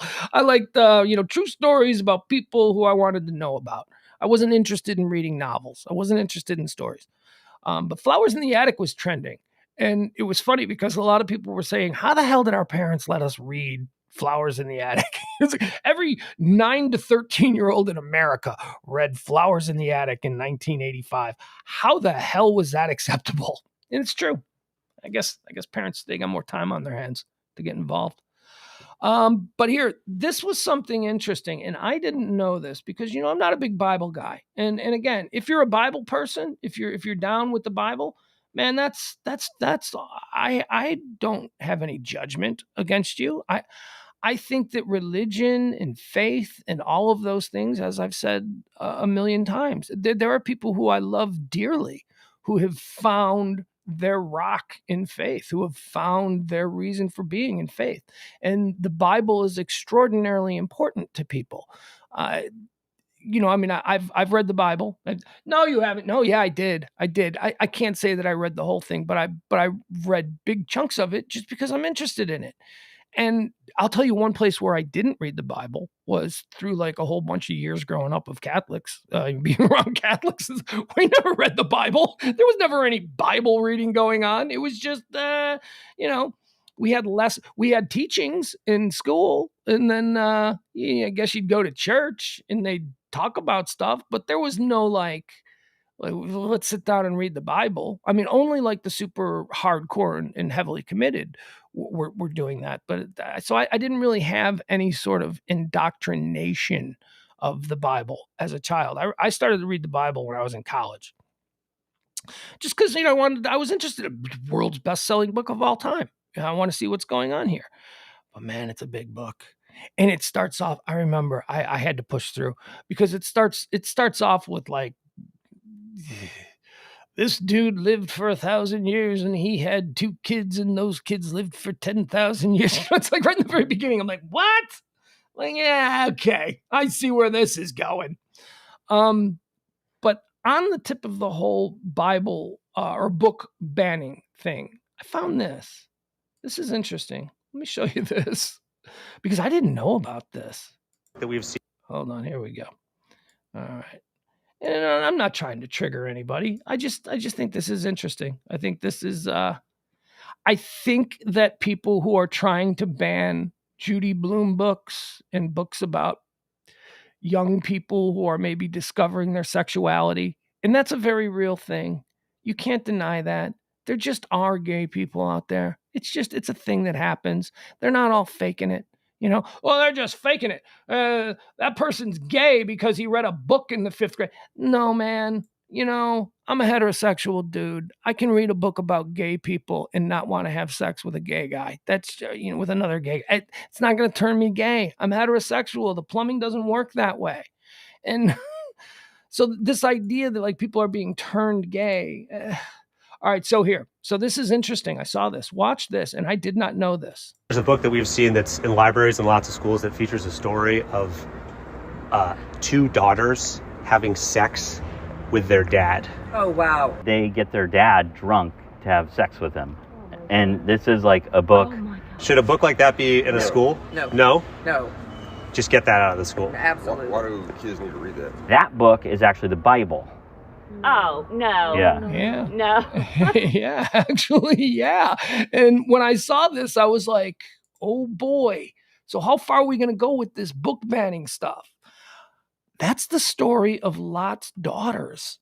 This is like a real thing in the Bible, in all the different versions, whether it's King James or, whatever the hell. Here, I'll read it to you. In Genesis, and it's not just the story of the daughters having sex with the father. There's also a story of the father, Lot, offering his daughters up to the Sodomites to gang rape them in order to let him and his wife go. In Genesis 19, Lot shows hospitality to two angels who arrive in Sodom and invites them to stay the night at his house. However, the men of the city gather around the house and demand that Lot hand over his angel guests so that they can know them. Lot admonishes them for their wickedness and offers the mob his two virgin daughters instead. When the mob refuses Lot's, that's in the Bible. That's a father just like going, here, yeah, have sex with my virgin daughters and leave us alone. And I'm not saying that the Bible should be banned. It certainly should not. I think that, I'm saying no book should be banned. I'm saying that we should look, you can't have a book about, that's just nonstop. So we have categories. There are books that are for grownups and then books that are for kids. And or school-aged kids. And I don't think that a book that simply addresses the idea that homosexuality exists is reason to ban it. As we're pointing out here, the Bible has Lot offering up his daughters to a crowd so that he can get away. Here, leave us alone, and here, have our daughters. What is that? I mean, that's not good. So let's be intellectually consistent. Let's just stop with the whole book thing. Now, if there's a book about, this is little Tina, and she turned to prostitution at 15, and look at all the fun she had being a prostitute. Of course, you don't have that book in a school library. But man, if there's a book and it's got a gay character, guess what? Life has gay characters. You may not like it, you may not approve of it, and that's fine. Every individual has a right to live and lead their life the way they want. But what you do not have in a civilized society is a right to be brutal to them, is a right to treat them like they're anything less. You can think they are, but civilized society has determined that we all have a right to be free. We all have a right to be the people that we are. And again, I'm a heterosexual guy. And boy, oh boy, I was raised in the 80s. I can tell you that, look, for the purposes of demonstration, the word fag was a word that I probably used 1,000 times a day at 12 years old. Gay. We used gay to describe everything. You see your mom and dad kissing. Mom and dad kissing me. Mom and dad, stop being gay, right? I mean, we didn't really know what the word meant, but we did know that it was a pejorative. We didn't know that it's a negative. We all changed at some point. Most of us, I think, we got out in the real world and maybe we started working with somebody and maybe we liked that person and thought that person was fun and that guy's cool. I like that guy. And then we find out that person is gay. And, that's when we have this whole conflict. And again, I'm talking about the 1990s. I'm talking about as a generation grows older from the way things used to be. And then that's how you discover, you go out in the world and you go, okay, well, I really like talking to that dude. That dude's funny. That guy makes my workday go by faster. But he's gay.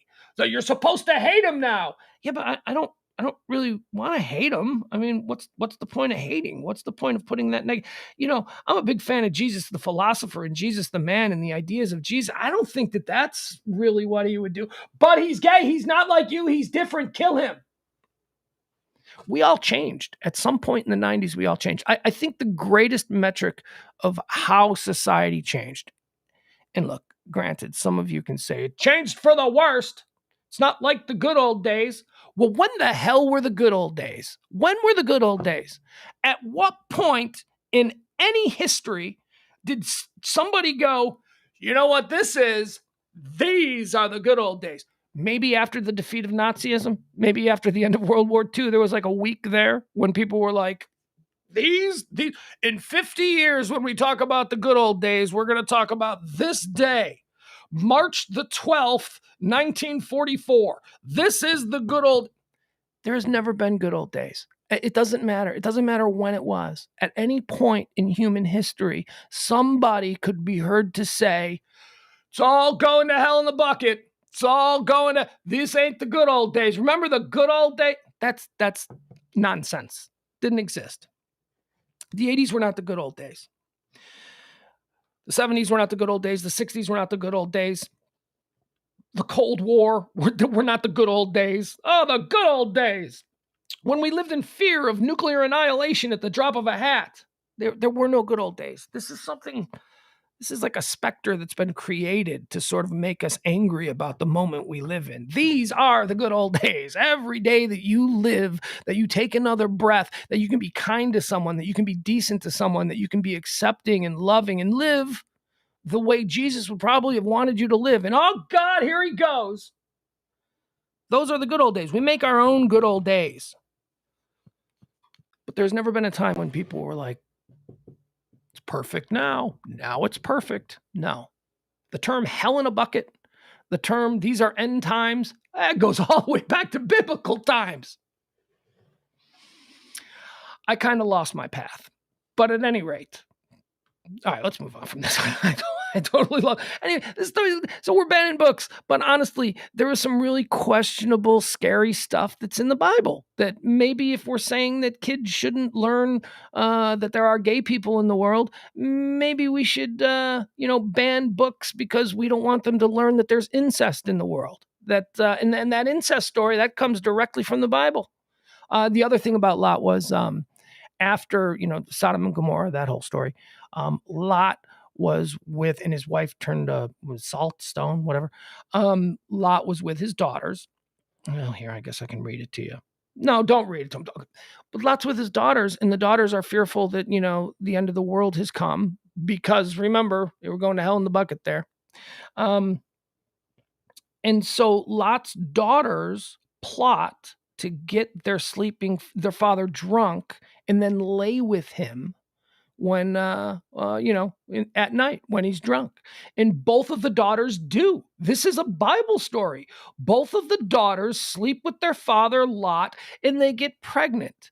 And what is it? It's the Ammonites. Ammon is one of the boys that is born. Ammonites are the descendants of Lot and his daughter. And anyway, this is the Bible, man. This is, are we going to really nitpick? Because nobody wants the Bible.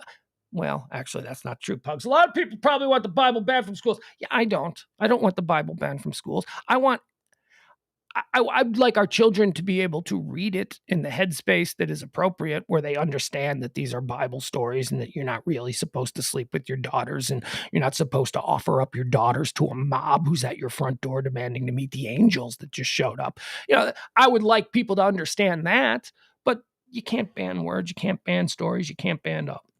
All right, get off the subject. Yeah, people are bored already. You are not a theologian and you have no right to be. No, but I'm a human being. And I think that I'm a fairly well-rounded human being. And I like to think that I'm a decent human being. I like to think that I try to be kind and I try to be positive and I try to be optimistic.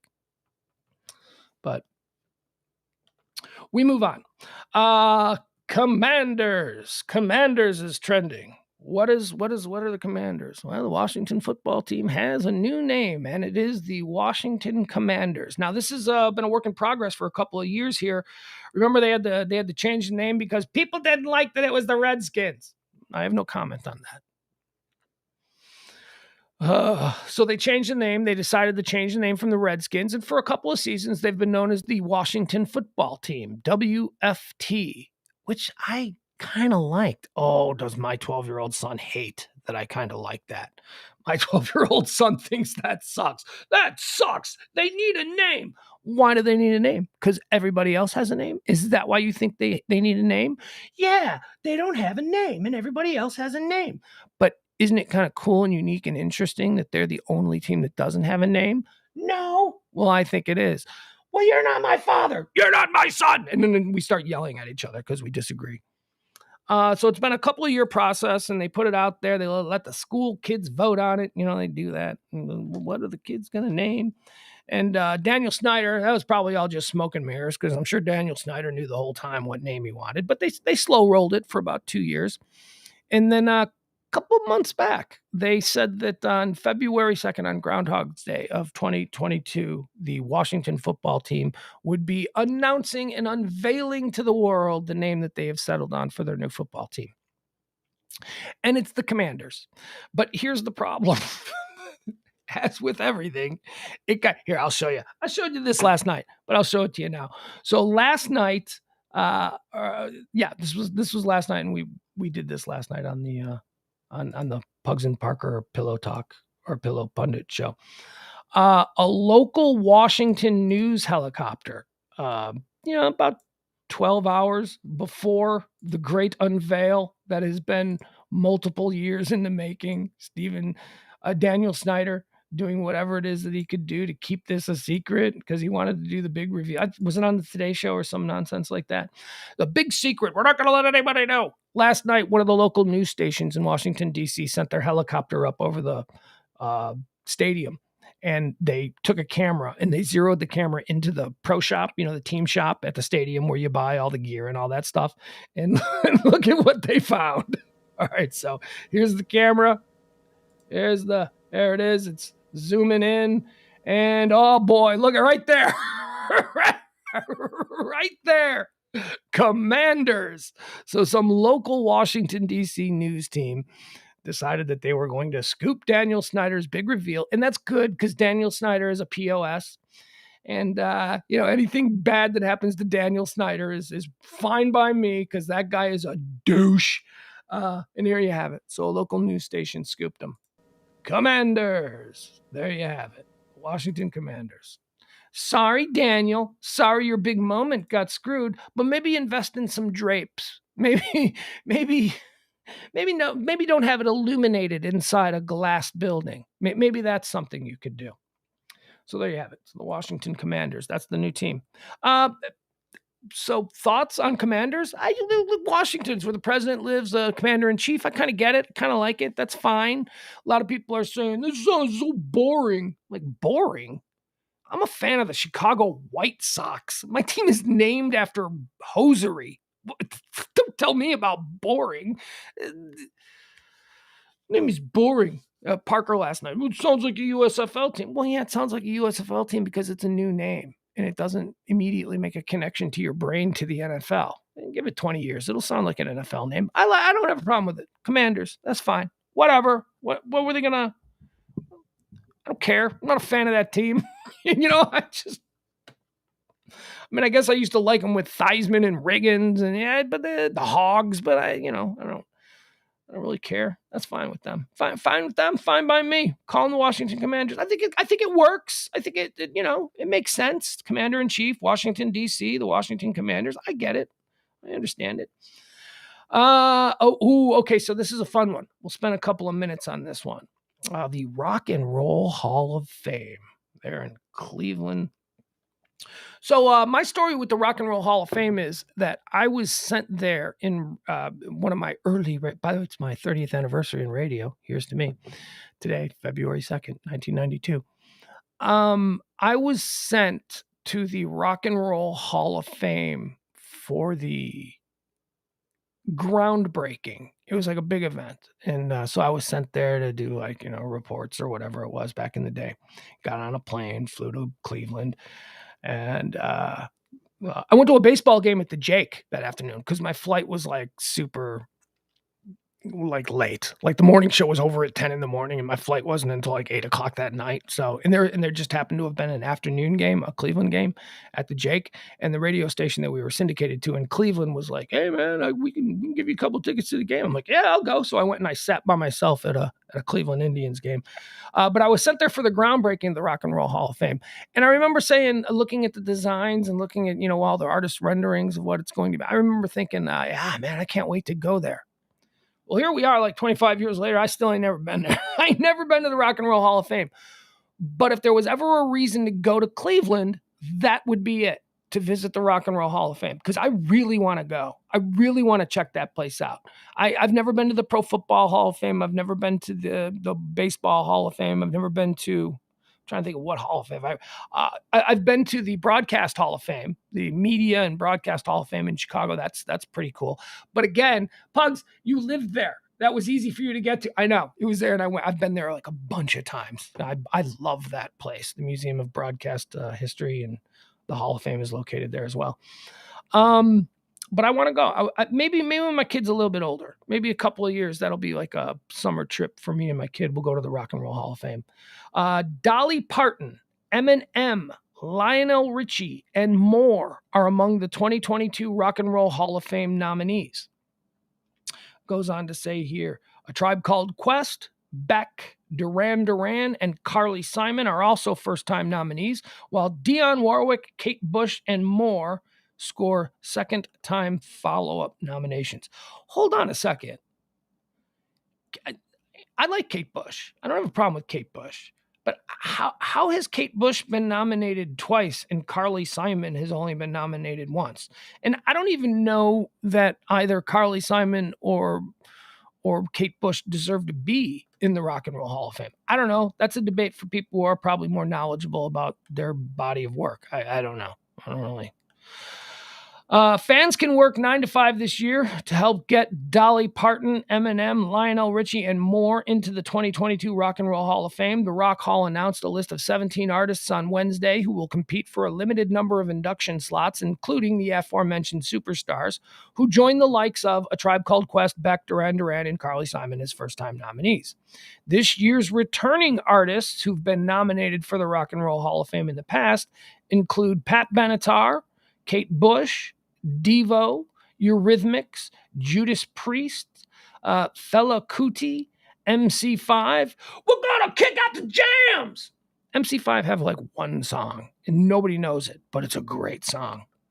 New York Dolls, Rage Against the Machine, and Dionne Warwick. In addition to a fan-fueled ballot, the pool of nominees will be narrowed down by a vote from a group of 1,000 artists, historians, and industry professionals, with the final roster of inductees to be announced in May. Artists become eligible for inclusion in the Rock and Roll Hall of Fame 25 years after the release of their first official recording. Recent inductees include Janet Jackson. Oh my God, you guys, are you watching the Janet Jackson documentary? The series it's on both Lifetime and A&E. I'm halfway through it. It's good. It's really good. Miss Jackson, if you're nasty. I love Janet Jackson. I've never met Janet Jackson, but I was again in a room. Oh, were you in a room with her too? I was in a room with Janet Jackson, and this room that I was in with Janet Jackson was a room filled with stars. The room was filled. It was a backstage at the Grammys, and it was like a press gangbang where all of these stars would come through and they'd sit down and they'd talk to members of the press and they'd get interviewed and stuff. And so we were talking to. It's where me and Kim Kardashian became great friends. So that's what it was. But in this room full of legitimate superstars, people who are in the Rock and Roll Hall of Fame, people who are icons in music, people who have been celebrities and famous for their works and their artistic endeavors for decades upon decades. This room was filled with important, cool people that, you just went, I want to get a picture with that guy. I want to get a picture with that guy. I want to get a picture with that girl. I want to get a picture with her. It was all of that. But in that room of superstars, Janet Jackson was the superstar. When Janet Jackson walked into the room, she had just a moving wedge of security. And you could see Janet Jackson with her head down walking. She was wearing a cap probably like this and sunglasses. And everybody just stopped as Janet Jackson moved through the room. And I remember Kelly and me, my partner, we wanted so badly to interview Janet Jackson. And we're like, can we please get Janet Jackson? Can we please sit down with Janet Jackson? And we were told no. We were told no. Janet wasn't actually doing interviews. Interviews were for the peasants, for the other people. Janet was just making an appearance. Janet was just showing that she's whatever it was. But it was, I'll never forget that. That's where you understand for the first time that there are ladder steps to stardom. And somebody is always going to be at the top, and everybody else. Janet Jackson was at the top. I mean, the only person that probably could have been bigger than her would have maybe been her brother, Michael. You know, how crazy is that too? I mean, if you remember, if you're a person, if you're a Gen Xer, if you're someone my age, you remember how big Janet Jackson was. I mean, she has basically gone away. I mean, I know she's had records and stuff, but she has stopped like really trying to be the megastar that she was for about 10 years. God, she was big. All right. Artists become eligible for inclusion in the Rock and Roll Hall of Fame 25 years after the release of their first official recording. Recent inductees include Janet Jackson, Jay-Z, Tina Turner, and the late Whitney Houston. The full list of 2022 Rock and Roll Hall of Fame nominees are below. Okay, here we go. Should we go through this? Oh boy, I could spend the whole rest of the show talking about this stuff if you want to talk about this. So this is my wheelhouse. I love this stuff. Beck, Rock and Roll Hall of Fame. Does he get in this year? No. Maybe someday, but no, not this year. Pat Benatar. Does Pat Benatar get into the Rock and Roll Hall of Fame? Boy, I'd vote for her. I rediscovered Pat Benatar a couple of years ago, and I was like, holy cow. This lady had way more hits than we think she had. This lady was a monster, but she wasn't provocative and she wasn't particularly notoriously bad. She wasn't making headlines. So I think we all just kind of forget about her. But Pat Benatar was a hit machine. So she'd get my vote, but I don't think she gets in. Kate Bush, does she get in? No. Devo, do they get in? No. Duran Duran, do they get in? They'd get my vote. They would totally get my vote. They will get in. I believe that Duran Duran will get in. I don't think this year, though.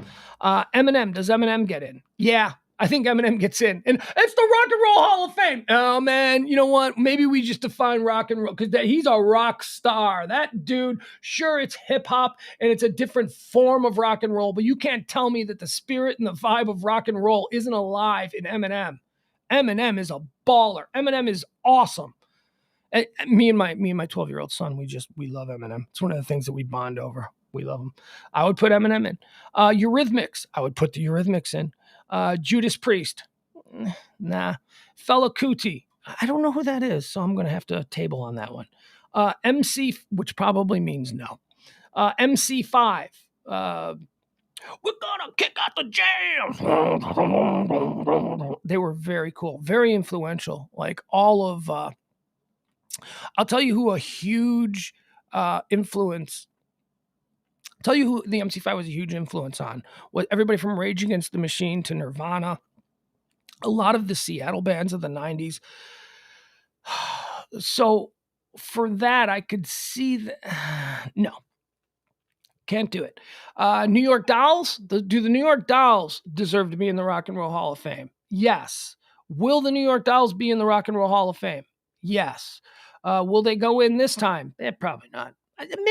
Maybe. New York Dolls were really cool. That's another band that like had super impact. They didn't sell a lot of records and they didn't have hit songs on the radio, but they influenced a crap ton of bands that came after them. David Johansen, David, more famous later in life as Buster Poindexter. Remember that guy? Well, he was lead singer of the New York Dolls back when they were a cross-dressing, drag-oriented New York Bowery punk band. Dolly Parton. Dolly Parton does not belong in the Rock and Roll Hall of Fame. Miss Parton belongs anywhere Miss Parton wants to go. She gets my vote. I don't give a shit. I don't care. Dolly Parton is a rock star. Working 9 to 5. Dolly Parton gets in the Rock and Roll Hall of Fame, and a lot of you purists can just go eat your hat. Mrs. Parton can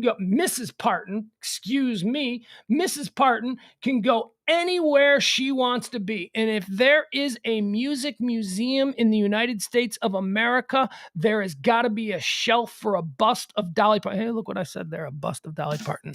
But you know what I mean. Dolly Parton goes wherever the hell Dolly Parton wants to go. Rage Against the Machine. Does Rage Against the Machine get in? I think so. I think Rage Against. I think again, we're talking about another really impactful band that stood for something and made a lot. Yeah, Rage Against the Machine gets in. Lionel Richie. Yeah, I put Lionel Richie in the room. Come on, how old does this guy gotta be? I mean, Lionel Richie should have been in the Rock and Roll Hall of Fame years ago. Man, he did some great. Now I know. Whoa, what a feeling when you're dancing on the sea. I know, like all those hits. But man, his stuff with the Commodores and the funk rock.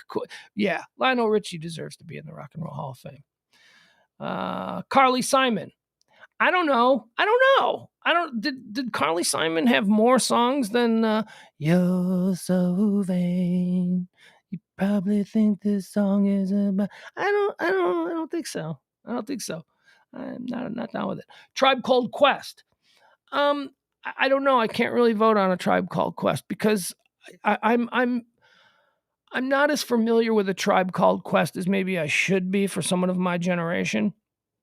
I mean, look, everybody in the know, people who I respect, talk about Tribe Called Quest as being one of the most important bands in the genre of that style of, is it trip hop? Is it, that kind of like people just have nothing but the craziest amounts of respect for a Tribe Called Quest. So maybe is the Wu-Tang in? Can we put I'd vote for the Wu-Tang. Can we put the Wu-Tang in the And finally, Dionne Warwick. Dionne Warwick does not belong in the Rock and Roll Hall of Fame. No offense to Miss Warwick. Miss Warwick seems terrific. But if there's an R&B Hall of Fame, yes. If there's a middle of the road, adult contemporary Hall of Fame, put Dionne Warwick in there. But the lady who sings "That's What Friends Are For," nah, I don't think that's it. All right, so quickly, who am I going to put in? I'm going to put in. Nah, I can't do this. Putting in Pat Benatar. I'm going to put in Duran Duran. I'm going to put in Eminem. I'm going to put in the Eurythmics. I'm going to put in the New York Dolls. I'm going to put in Dolly Parton. I'm going to put in Rage Against the Machine. And that's it. And I'm going to put in Lionel Richie. That's it. So those are the ones from this year's Rock and Roll Hall of Fame that I think deserve to go in. Oh, I know I'm wrong. And I can't wait for when we end this show and I get to jump into the chat room and do battle with you people who want to tell me that Dolly doesn't belong in the Rock and Roll Hall of Fame. There is no rock and roll person more deserving than Dolly Parton. That woman is rock and roll incarnate. The attitude. She's nice. I guess maybe if we define the rock and roll attitude as being like, maybe that's not Dolly Parton, but I don't care. Like I said, man, if there is a hall of achievement or a hall of love or a hall of honor pertaining to any form of music in America, Dolly Parton belongs in there. Finally, weather. We got weather. Oh, we got weather. Oh, we got weather. There are snowstorms. The entire country's apparently going to get a blizzard. I was watching, one of the first things I put on when I woke up, I said I woke up a little bit late today. I put on CNN and they were like, weather, it's going crazy with weather. Apparently, blizzard conditions over like 48 states. I don't know, something crazy. They said that the winter storms, they were careful to say there are multiple storms that are just really close to each other and they're kind of linking up. They stretch all the way from Dallas, right here, all the way up to Buffalo, New York. So it's just this huge swath of the country. Let me check the weather here right now. Let's see what they're predicting. Because last night, Parker and I, we looked at the weather and we were talking a little bit about what we were going to be dealing with, and it didn't seem that bad. And guess what? They have updated it from last night. Now it seems bad. Now there is a big red banner at the top of my AccuWeather forecast. We have a winter storm warning for Dallas-Fort Worth. Current temperature is 40 degrees, but it feels like 33. Current temperature is 40 degrees. The temperature is going to begin to drop this evening. We're going to drop down into the high 20s. No, low 20s, excuse me. It's going to be low 20s with snow by tomorrow morning. So, word of the wise to you folks who are participating in tomorrow's, or is it Friday's rush hour. Or is that tomorrow? No, this is, hold on, let me see. Maybe I have this wrong. Oh, no. Wait, they're calling for snow now? Wait, hold up. Hey. Wait, is this for today? I thought they were saying like the storm was going to come through on Friday. This is today, Wednesday. Well, I'm glad I got my shopping done yesterday. Yeah, this is today. Snow is going to start to fall tonight, overnight. The first report of snow, according to the AccuWeather forecast, comes in at 10 p.m. this evening. Snow and 32 degrees. And then it's going to snow. It's got snow and dropping into the 20s, into the low 20s by tomorrow morning, Thursday morning. Tomorrow morning looks like it's going to be a mess. It is going to, even if we only get half an inch of snow. You Texans, you guys can't. You guys don't handle snow well. I'm glad I'm not going to be on the road. Guys, okay? First of all, when you start to slide, you don't lock up the brakes. That's like the first, I'm sliding, locking them. When you lock up the brakes and you're in a slide, then you go, woo, you start to spin, and that's when you go, you got to pump the brakes. Pump them.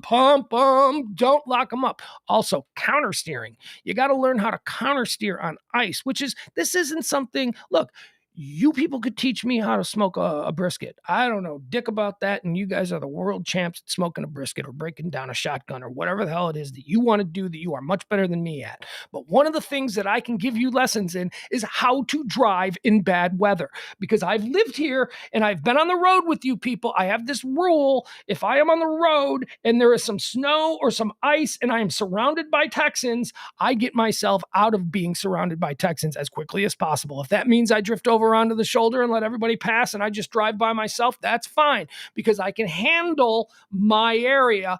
The problem is I do not trust y'all to handle your area, because you guys still go 5 over the speed limit when there's ice. You guys still, that's you going slow. That's here. We drive here in Texas, and one of the things that I love about it, if the speed limit is 65, we think that means 85 on a sunny day. And the police are pretty okay with it. Yeah, occasionally they'll pop you. But you know what? 75, especially when you get north of Parker Road, oh my God, it's 65 miles an hour and everybody's doing 90. Like right past cops. So when there's a little bit of snow on the ground and the speed limit is 65, you guys are like, okay, I'll take it easy. I'll only do 75. No, that means like maybe 35. That's the way to do it properly, because you're gonna screw it up. And it's not just you. It's not just the driver. It's not just the guy who's been blessed to live their entire life here in Texas, where you have this beautiful weather most of the year. It's not your fault. It is the fault of the counties, and it's the fault of the state. They just simply do not have the infrastructure and the apparatus to deal with snowfall of any kind. In cities that get snow, they have mountains and mountains of road salt in these giant, like in Illinois, we have these giant teepees, huge teepees that look like the size of like, looks like like when you're driving on the road and you see like one of those athletic training centers and it's just a big bubble. We have those too, just big bubbles on the side of the road, and they're filled with road salt, because road salt is what kills the ice. You'll see all the trucks out there and they're dumping out the stuff that melts the ice. That's road salt. Here we have sand. We use sand. Sand doesn't do anything. Sand doesn't melt the ice. Sand just acts as a slightly better source of traction that lays on top of the ice, but it doesn't really do anything. You're still going to hit your brakes and go, oh, I'm not stopping. It's going to be rough. Tomorrow's rush hour, at least according to this, it's going to be rough. All right, let's see. Let's see how this continues on. Oh my God, snow for Thursday. And then on Friday, it looks like it's going to be fine. Friday, it's going to start to go back up. There's a high of 36. It's going to snow starting late tonight. It's going to snow all day Thursday. And then it's all going to melt by noon on Friday, because it looks like it's going up to around 40 degrees on Friday. And then it's going to be 50s over the weekend. It's gonna be 70 a week from Friday. Now I know that these projections are BS, but on Friday, February 11th, it is currently predicted to be 69 degrees and sunny. 68 degrees and sunny, with 44 as a low. Let's see what they're saying for our. All right, so here's Dallas, Texas winter storm warning. Winter storm warning issued February 2nd at 11:59 Central Standard Time until February 3rd at 6 p.m. This concerns Bosque, Collin, Comanche, Coryell, Dallas, Delta, Denton, Ellis, Erath, Fannin, Grayson, Hamilton, Hill, Hood, Hopkins, Hunt, Johnson, Kaufman, Lamar, Lampasas, Mills, Rockwall, Somerville, and Tarrant counties. Winter storm warning remains in effect from 6 p.m. this evening to 6 p.m. Thursday. A transition from rain to freezing rain to sleet and snow. Total ice accumulation of 0.2 to half an inch of ice and sleet and snow accumulation. Snow accumulation 1 to 3 inches. Where portions of north, central, and northeast Texas. Impacts travel will be dangerous. Hazardous travel conditions will impact the tail end of Wednesday evening's commute. And so be careful. Leave work early. There you go. Yeah, wrap up the show here. You're listening and then going and tell your boss, hey, I just heard on the news. You can call me the news. You can pretend like I'm the news. Say, hey, I just heard on the news that we should all be leaving early. Leave early today. Get home. If you must travel, keep a flashlight, food, blankets, and water in your vehicle in case of emergency. I don't have to go anywhere. I did all of my food shopping yesterday. And man, oh man, the Kroger was bonkers, y'all. I thought I was being smart. I'm like, yeah, I'll get this out of the way because I need to have stuff. I got my kid coming this weekend, so we're going to need some food anyway. And we got this storm. Usually I'd go the Thursday before I pick them up, but we got this storm coming. Let's get this out of the way. There was nowhere to park in the Kroger. I had to actually wait. I had to circle the parking lot. And I didn't go to the little Kroger, the rich people Kroger there in the neighborhood. I went to the big mammoth Kroger that is over there across from Parkland Hospital. I went to that one because that one's got everything. That one's just a better Kroger. And it was packed. The parking lot was jammed. I had to circle it like 3 times. And then finally I got a spot. I got a good spot though. It's one of my talents. I always get a good spot. Even at Christmas time, if you're circling the mall, you're trying to find a good parking spot, I will find a spot. And it will 9 times out of 10 be an enviable spot. It'll be a good spot. I'll just luck into a good spot. Also, crowded bars. I have that ability. I can walk into just a bonkers crowded ass bar and I'll find a seat. I always seem to find a seat. My friends marveled at that. How did you find that seat? I don't know. I'm just good at it. I'm good at seeing when dudes look like they're cashing out and then I go stand by them. And then, I'm constantly scanning. All right, let's look at what's happening here. This is Chicago. Chicago also is in a winter storm warning. Winter storm warning issued February 2nd, blah, blah, blah, for Central, Cook, DuPage, Eastern Will, Grundy, Kendall, LaSalle, Northern. It doesn't matter. Winter storm warning remains in effect until 6 p.m. this evening. Heavy snowfall rates and dangerous travel expected. Total snow accumulation 6 to 12 inches. A sharp snowfall gradient is expected across the Chicago metropolitan area and Illinois River Valley, with the highest amount south. The highest snowfall rates in excess of 1 inch per hour will occur through morning. If you must travel, okay, there you go. And then they're doing the bullshit. Keep a flashlight. You don't got to tell people in Chicago that. People in Chicago, their trunk, they got everything. They got everything that they need for winter. So that's the situation that's happening with weather. Also trending today, we're going a little bit over time today. That's okay, though. We're fine.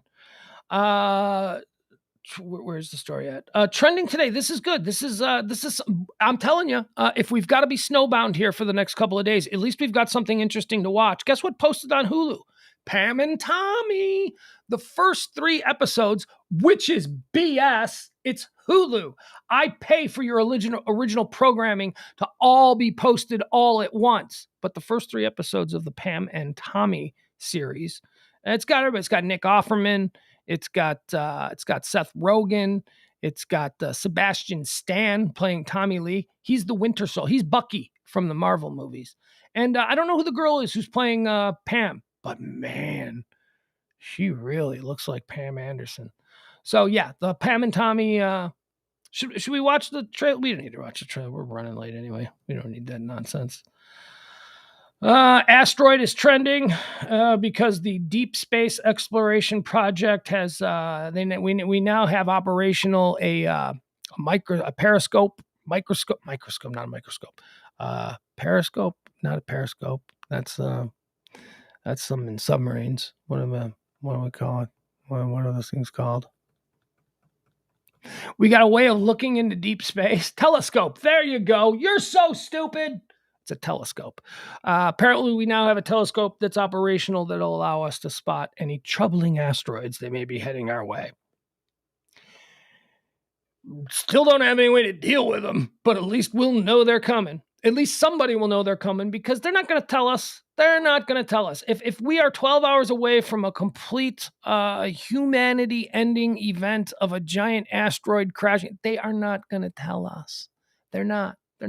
All hell would break loose. They're not going to tell us. They're going to get in their rocket ship and they're going to go fly off to the moon or Mars or wherever the hell it is that the special people will go and continue the bloodline of humanity somewhere else. We'll all die. We'll all just be having dinner and then suddenly we'll just evaporate, which is fine. That seems like that's pretty much the way to do it. Let's see here. Book of Boba Fett is trending. I don't know why the Book of Boba Fett is trending because I got to be honest, I'm not as into Book of Boba Fett as I thought I would be. It's okay, but it's like I watch every episode and I'm like, okay, blow me away. Now, granted, I'm 2 episodes behind because the first 2 episodes didn't blow me away. I guess it's all right. I like Boba Fett. Boba Fett is cool. That's on Disney Plus if you're interested. Pam and Tommy's on Hulu. I think I mentioned that. And finally, Whoopi Goldberg. She's been trending the last 3 days. She has been suspended from The View because she said some really stupid, arrogant things. But I got what she was saying. She got into a conversation about the Holocaust, and she said that it wasn't about race, that it was about man's inhumanity towards man, and it was. She is right. It is about man's inhumanity towards man, but also, Whoopi, it can be both. You don't have to go, it wasn't about race. It was about man's. No, it was. The whole Nazi thing was that the Aryans were the superior race. Stop it, Whoopi. Now go sit down in the corner. People are all mad. They need to fire Whoopi. Well, look, if we're being consistent about it, seems like a lot of other people get fired for stuff like that. I don't know. And in the time that I have no take on Whoopi Goldberg. I don't. I think that it would be depressing if I did. Like, why the hell do I need to have some sort of take on Whoopi Goldberg? She was good in Ghost. That's about as deep as my well runs with Whoopi Goldberg. I don't watch The View because I'm not a 40-year-old mother of 3. That is not something I'm not familiar with really what she's been doing. She's Whoopi Goldberg. I remember 40 years ago on Comic Relief. I remember watching Whoopi Goldberg and thinking to myself, can we get to Billy Crystal? How long is she going to go? They're just going to let her go? I mean, no doubt. She's talented, but this isn't comedy. She's just doing like characters. She's just doing like weird one-woman play character. I don't understand how this is. When is Billy Crystal coming? I'll even take more Robin Williams. You can bring Robin Williams back. I'll watch him for another 5 minutes because I don't know what this is. Yes, of course, she's talented. She does great accents and she's playing all these wonderful characters. It's not funny though. Can we have Billy Crystal? Can we please have Billy Crystal back? That's basically my thought on Whoopi Goldberg. From Comic Relief and the movie Ghost. All right, that's going to do it. That's pretty much all we got here. I have purposely not looked at the chat room all day today. Let's see what we got. Let's dive into the chat room. This is what we like to call behind the scenes with the high noon, where I go and I address all the things that you people have been talking about in the chat room. Byron says hello. I say hello. Adam Reyna suggests that melatonin helps him with sleep. Amateur melatonin. I would have to eat a pound of melatonin to feel anything. My buddy Ed, who runs the Radio Misfits thing, he gave me these melatonin pills a couple of months ago. And I'm like, how many am I supposed to take of these? 12? because honestly, I took 3 and nothing happened. My system, dude, is pharmaceutical grade. Melatonin, you can keep that shit to yourself. Byron Granger, weed helps me sleep. Byron Granger, weed is how I was able to. I suffer from insomnia really bad. I stay up really late. I can't sleep.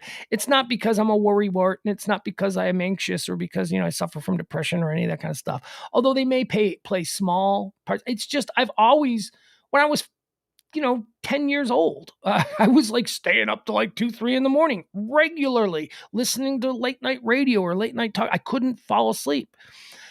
Interestingly enough, I have difficulty falling asleep at night, but I have no difficulty sleeping till 2:00 in the afternoon. That's my sweet spot for sleep. Seems to be 6 a.m.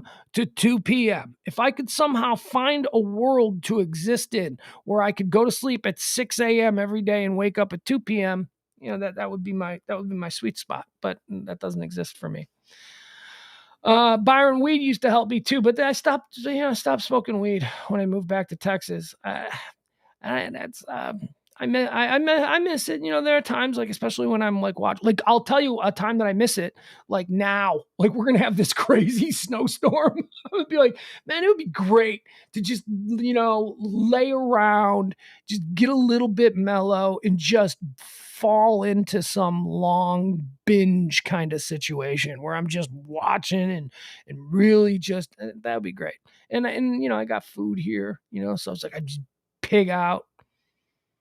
Yeah, I miss it. But maybe when it becomes legal here, I'll jump back into it. And it's not like, whoa, you used to smoke weed in Texas when it was legal. No, I know. Of course I did. And the whole legality thing doesn't upset me.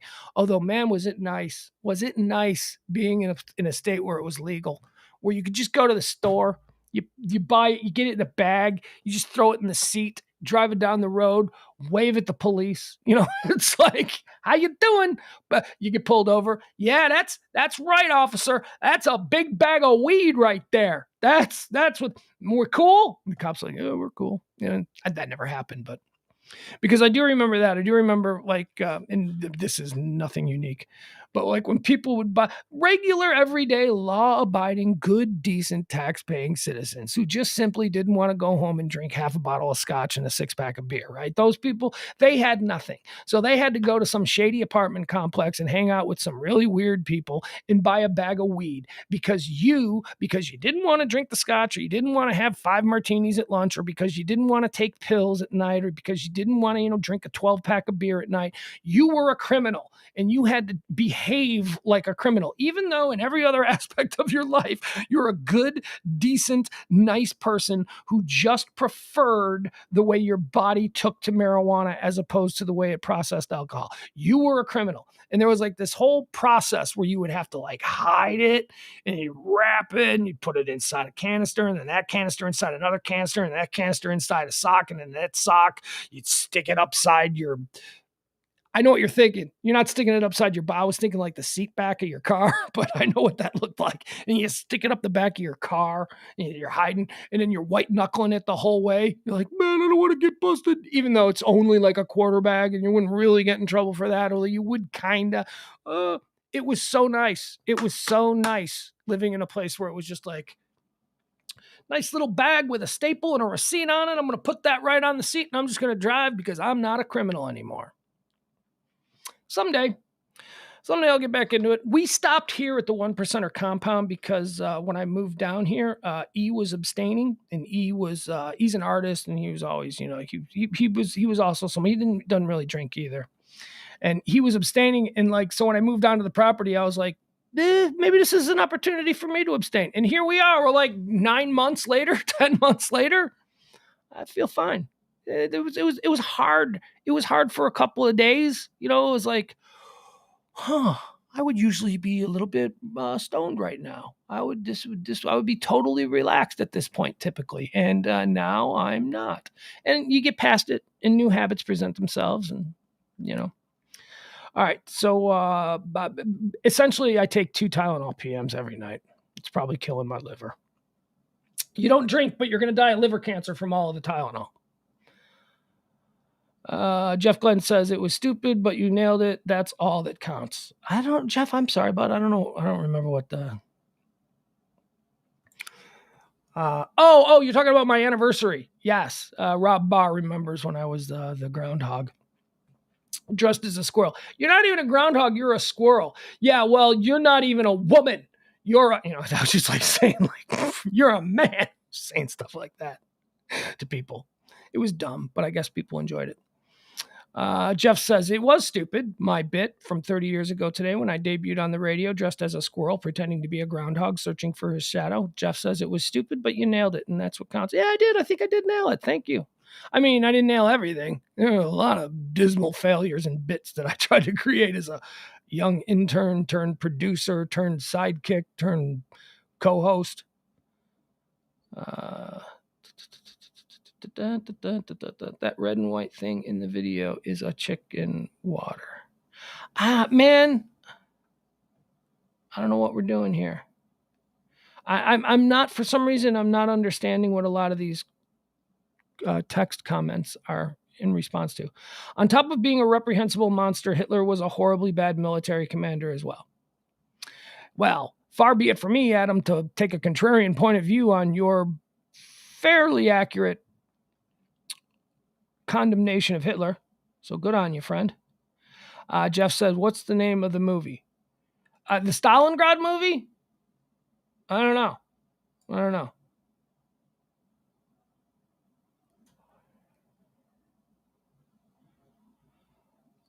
Michael Gross says everybody was in it for the money.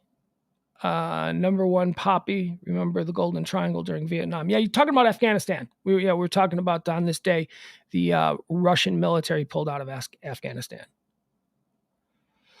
Adam Reyna, I believe you're talking about Laurel Canyon, right? The documentary that is just so good, man. It's so interesting, and the music is beautiful. The music is wonderful. You don't even have to be from that generation, to appreciate the music, because it's just such timeless stuff. If you were a music fan, you could recognize the absolute beauty of Crosby, Stills, Nash and Young. I mean, these guys, their voices just came together, and their songwriting was. All right, Laurel Canyon. Yeah, you're right, man. It was on Epix. I'm gonna try and watch that. Everybody lived in Laurel Canyon. Jeff Glenn says Stephen Stills, Peter Tork. They lived together in a house, and that place was. Yeah, it was. Laurel Canyon was all about all the rock stars who lived in Laurel Canyon during that time. And I believe that's what it's called, Laurel Canyon. You know what? I don't even know if Mike is still here. But why not? Why not just show it? We'll show you. I'll give you an example of it. We'll watch this.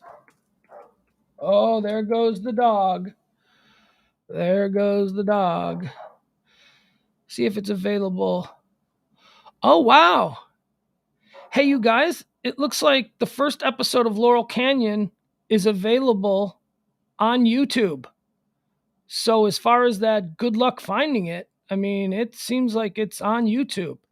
If Mike, because I don't, my boy Mike Gross is an old radio guy. Yeah, Mike Gross, amazing pipes. If you see him in the chat room, it's too bad you can't hear him because his voice is perfect. So if Mike Gross is still around here, I'll play you the trailer. This is such a tremendous mini. I just so enjoyed it. Here you go. This is the Laurel Canyon teaser trailer. Laurel Canyon was a place people were attracted to, like a magnet. It was a very small community of musicians and long-haired weirdos. We were at the very center of this beautiful bubble of creativity and friendship. The Birds, Neil Young, the Monkees, Crosby, Stills and Nash, the Doors, Jackson Browne, Linda Ronstadt, the Eagles, the Mamas and Papas. Cue the tape. Joni Mitchell sat on the grass with her guitar. David Crosby was sharp. Eric Clapton sat there. Eric Dylan showed up there. There was a freedom that exploded. The music can't help but reflecting things that are happening around it. There are periods in history when there are peaks. Paris in the 30s, the Renaissance in Italy, Los Angeles around 65, 75. When a chemistry happens between people musically, it's magic. So good. So good. If you do have an opportunity to see it, it looks like at least the first episode is available on YouTube. It looks like there's a whole bunch of episodes actually available on YouTube. So for those of you who are interested in seeing it, looks like YouTube has it available. Or, is it worth a 1 month trial for Epics? Yeah, it is. It is. It absolutely is. If that's the kind of thing that you like, if you enjoy really good documentaries about music scenes or times in American culture or whatever, that's a really good one. There's also another one that you can see. Jacob Dylan made a documentary, and I'll tell you the name of that one. And they came out at like the same time. What was Jacob Dylan's? Hold on. Jacob Dylan's doc. All right, let's see what this one is. Echo in the Canyon. That's what it is. Echo in the Canyon is Jacob Dylan's documentary about the exact same thing that the Laurel Canyon miniseries is about.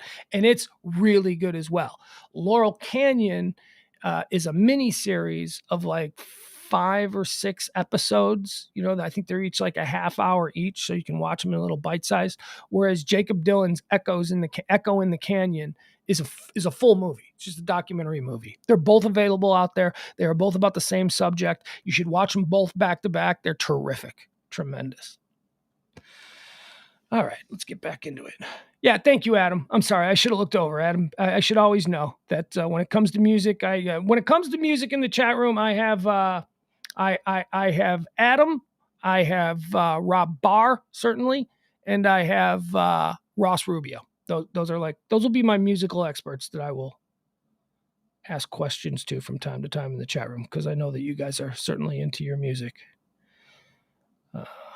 Rob, I know the best, like Rob Barr. I know that Rob is a singer-songwriter and a bit of a music historian and all that kind of stuff. Although Mike Gross too. Mike Gross probably a bit of a music historian in his own right, him being a DJ radio person from years back. Let's see here. Leslie, my girl Leslie says, you should pick Christy Brinkley. She married Billy Joel, therefore you would have a better shot. Farrah married Lee Majors. While an asshole, he was a good-looking man. Christy married for love, not looks. Oh, well, I think that's kind of a compliment, and then it's also an insult. But I like that ultimately you're saying that she's could possibly fall in love with me, even if she wasn't sexually attracted to me, which is fine. Honestly, I've said this before. I'm long past that era of, the whole sexual attraction thing. But I would certainly enjoy squiring around somebody looking like Christy Brinkley. She is beautiful. Jeff Glenn, Phillip Seymour Hoffman, who died on this day 8 years ago, was on heroin. Yeah, it was a comedy. He was also like suffering from a cold, so there was like all kinds of stuff in his system. But okay, it was heroin, not cocaine, not the fentanyl, or is it fentanyl with heroin? I don't know. I don't do drugs, so I mean, I don't really know how that stuff works. And then a conversation about tater tots, which we will not revisit, but thank you, April.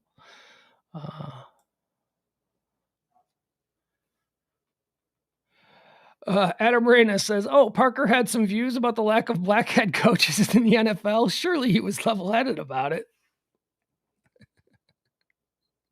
Well, he does have a big square head, so I suppose you could use it as a leveler.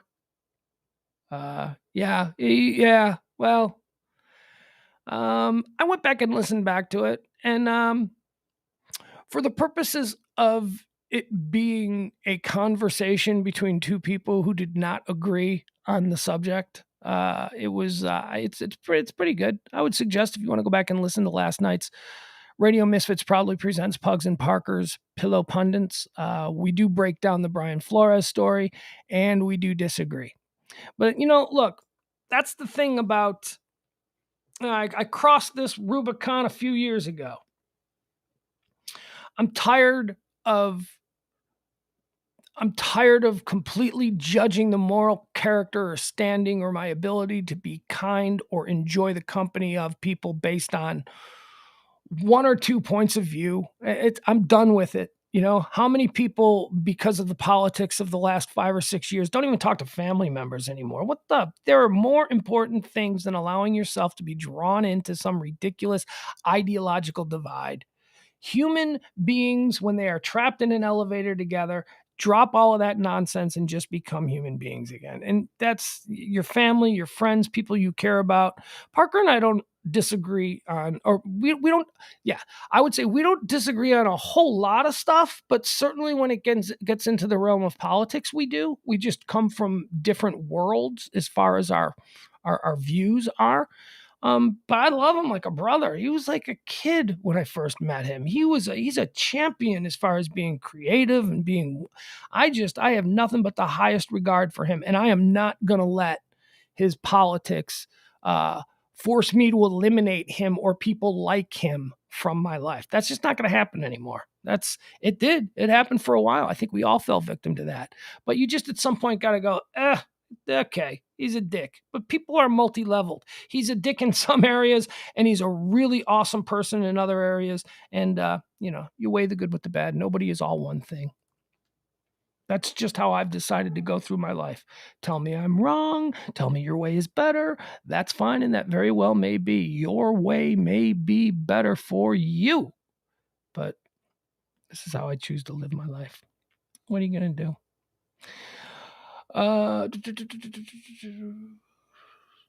Books, talking about the books being removed from Texas schools. We don't need to get into that. Mike Gross agrees with me. Good old days. The good old days. It's just a sham. It's something people have been saying back in medieval times. People were like, why can't we go back to the good old days? Leslie loves Kate Bush. Yeah, Kate Bush. I like Kate Bush. Kate Bush was married to not Roger Waters, David Gilmour from Pink Floyd. Keep it running up that hill, running up that road. Let's see what else. Yeah, Byron. Yeah, these are the good old days. They are, man.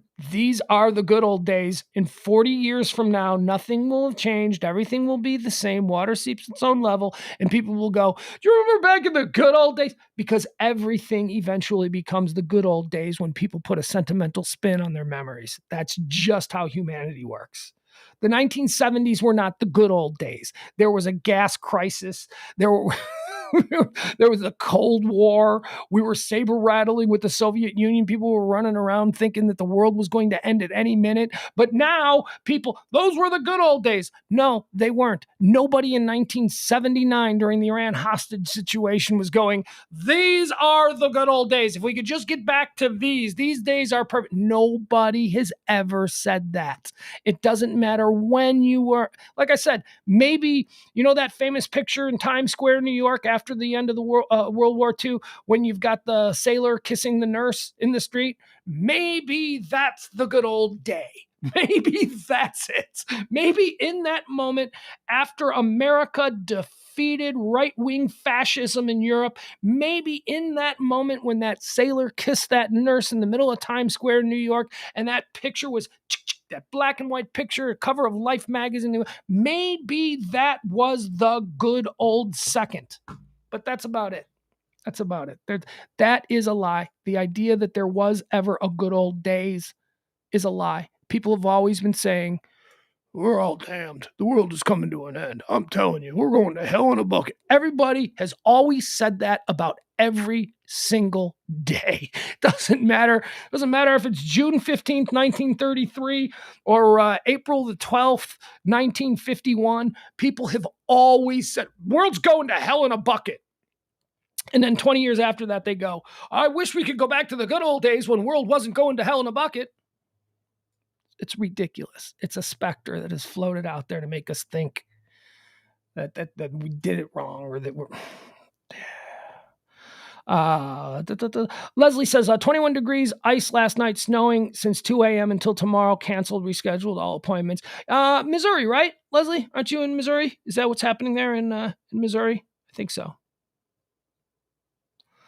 Leslie says, Pugs, how did you all do for donations last month? We did. I stopped talking because we're pretty much past it. We didn't do great. I can say that you were wonderful. Thank you. You helped out time and time again. A number of you did. I will not, I do not want to go into names. Because I think that's, you know what, because I don't want to make people who donate and support to the show monetarily, especially at the end of the month. And I have till the 4th to make these bills. So, we're good. We're fine. We're going to be all right. I don't want to say publicly the names of people and the amounts that they donate, because I don't want to make people who can't donate feel bad. I know I suck. I know. It's like this isn't a con. This isn't like I'm going to do whatever I can to inspire you to send a little bit extra this month. But you see me driving around in a new car, or suddenly have flat screens and all that, then I'm bilking you. But we're making it. We were fine. And thank you to people like Leslie, and thank you to all the other ones who did contribute. All of your contributions are greatly appreciated. But, we are not making a lot of money here, but that's okay. I don't need to be making a lot of money right now. We've got other things that are coming. There's going to be coming a time here in the very near future where we're going to drop that banner that you see at the bottom. We're going to drop the whole help support our show with efforts and tips, because other things that I'm doing outside of this, which are coming and which we're working on, are going to be, it's going to allow us to be able to continue doing this. And make no mistake, I'm going to continue doing this. I love doing this. This is fun. I could foresee a situation where maybe the hours change, because maybe I have some obligation to do something else. So maybe maybe it'll become a mid-morning thing. Maybe it'll become later in the afternoon. I don't know. There are no plans for that, but I'm just saying the only change to me doing this topic rundown every day, the only change to it might be small as far as the time slot that it's in. But I don't envision at this moment how anything about the way we're doing this has to change. So, but it's not going to change. And then we're not going to need to ask for tips and donations. And man, so many of you have gotten us here. Could always use a little bit more. Not from you, Leslie. You're good. I'm turning off the spigot on you. You are a weekly donator, and that's God. I don't know how to thank you enough. But yeah, if you still want to donate to the show, like I said, we got till the 4th. I got till the 4th. We'll make it. And we'll make it even if I have to sell blood. No, we're going to make it. Okay, what else? Yeah. I was going to go the whole show without saying anything, with just leaving that. And you gave me an opportunity to talk about how this show is produced and run. And I appreciate it. Okay, so notice we don't have Russian bots today. I've been reporting them whenever I'm on the YouTube chat. Oh, really, Leslie? Thank you. Appreciate that. You are right. You are right. I haven't seen a Russian bot in the last few days. That's awesome.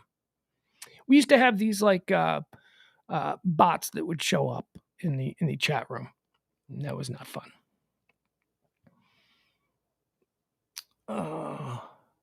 Leslie says Peter Gabriel did songs with Kate Bush. Oh yeah, don't give up.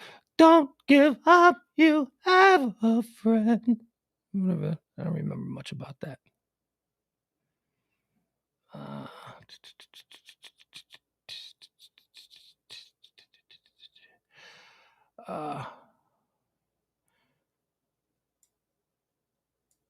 Leslie says we need to do a running total so that we know where we are. Well, I'll put it to you this way. The show needs to earn about $700 a month. That's what we need to earn here to keep everything going so that I'm able to do that. And that's, look, nobody's getting rich off $700 a month. And we're about about 150 short of that this month. But that's fine. People surprise me all the time. You know, someone will drop 10 here, someone will drop 20 here. Some of you drop more. And that's I really appreciate that. One thing that I'm not going to do anymore that I used to do is I used to put it out there on Facebook, and I don't want to do that anymore. And that because you listeners have been responding the last few months. I got to tell you, thank you so much for over Christmas, because I was really concerned about how we were not going to make it over Christmas, and we were certainly not going to make it this month, the month after Christmas, because everybody gets their bills in, and you don't have as much to support little things that you enjoy doing. And we made it. You guys got us. Christmas was our biggest month. Christmas, as far as the money, Christmas was our biggest month, and it allowed me to actually do some nice things for my kid over Christmas for doing this show. And that's the whole point of it. I would like to be able to eke out some kind of meager existence doing this kind of thing. And if you enjoy it and you want to support that, I appreciate it. By the way, I don't feel guilty about it at all, because I was, our old pal Opie of the old Opie and Anthony show. He's got the Opie podcast, and he does the same thing. He does donations to keep that show going. He's got a much larger audience, and I'd love to find out exactly what he's raking in. Because if I was to tell him, yeah, I just need $700-800 a month. That's pretty much all we need. Yeah, $200 a week. That gets us through it. That basically will allow us to do this. That keeps the power on. That keeps, excuse me. And I don't want to know what he's pulling down. I don't want to know what his thousands, but he's Opie. He's a legend. In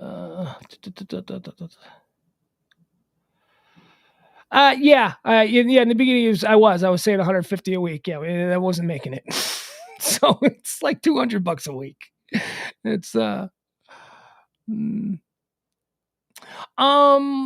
one is saying you should be ashamed of soliciting donations. Well, I wish I didn't have to, but I'm equally very pleased that people are willing to help out. So I don't know.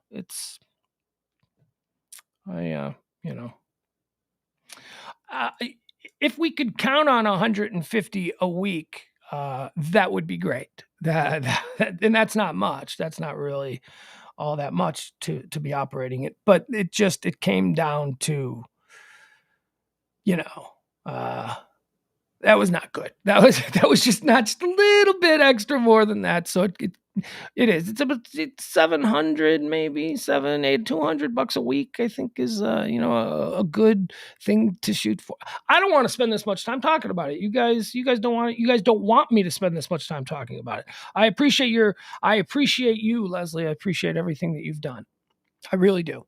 But, I want to end the conversation, because it is, it's not what we're supposed to be doing here. We're supposed to be having fun. We're not supposed to be talking about the financial aspects of the show, especially since, Ed, who has put this whole thing together, it's not like he's making any money off of this. This is just what I'm doing. 2 shows a day. All right. I think that's it. I think we're pretty much done.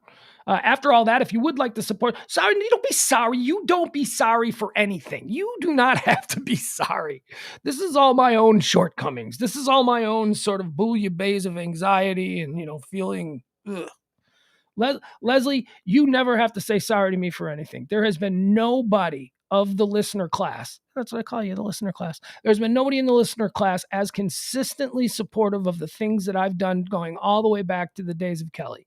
You are tremendous. Now, there are others who I also adore and appreciate and all of that. But, I mean, you would be the queen bee of it all, because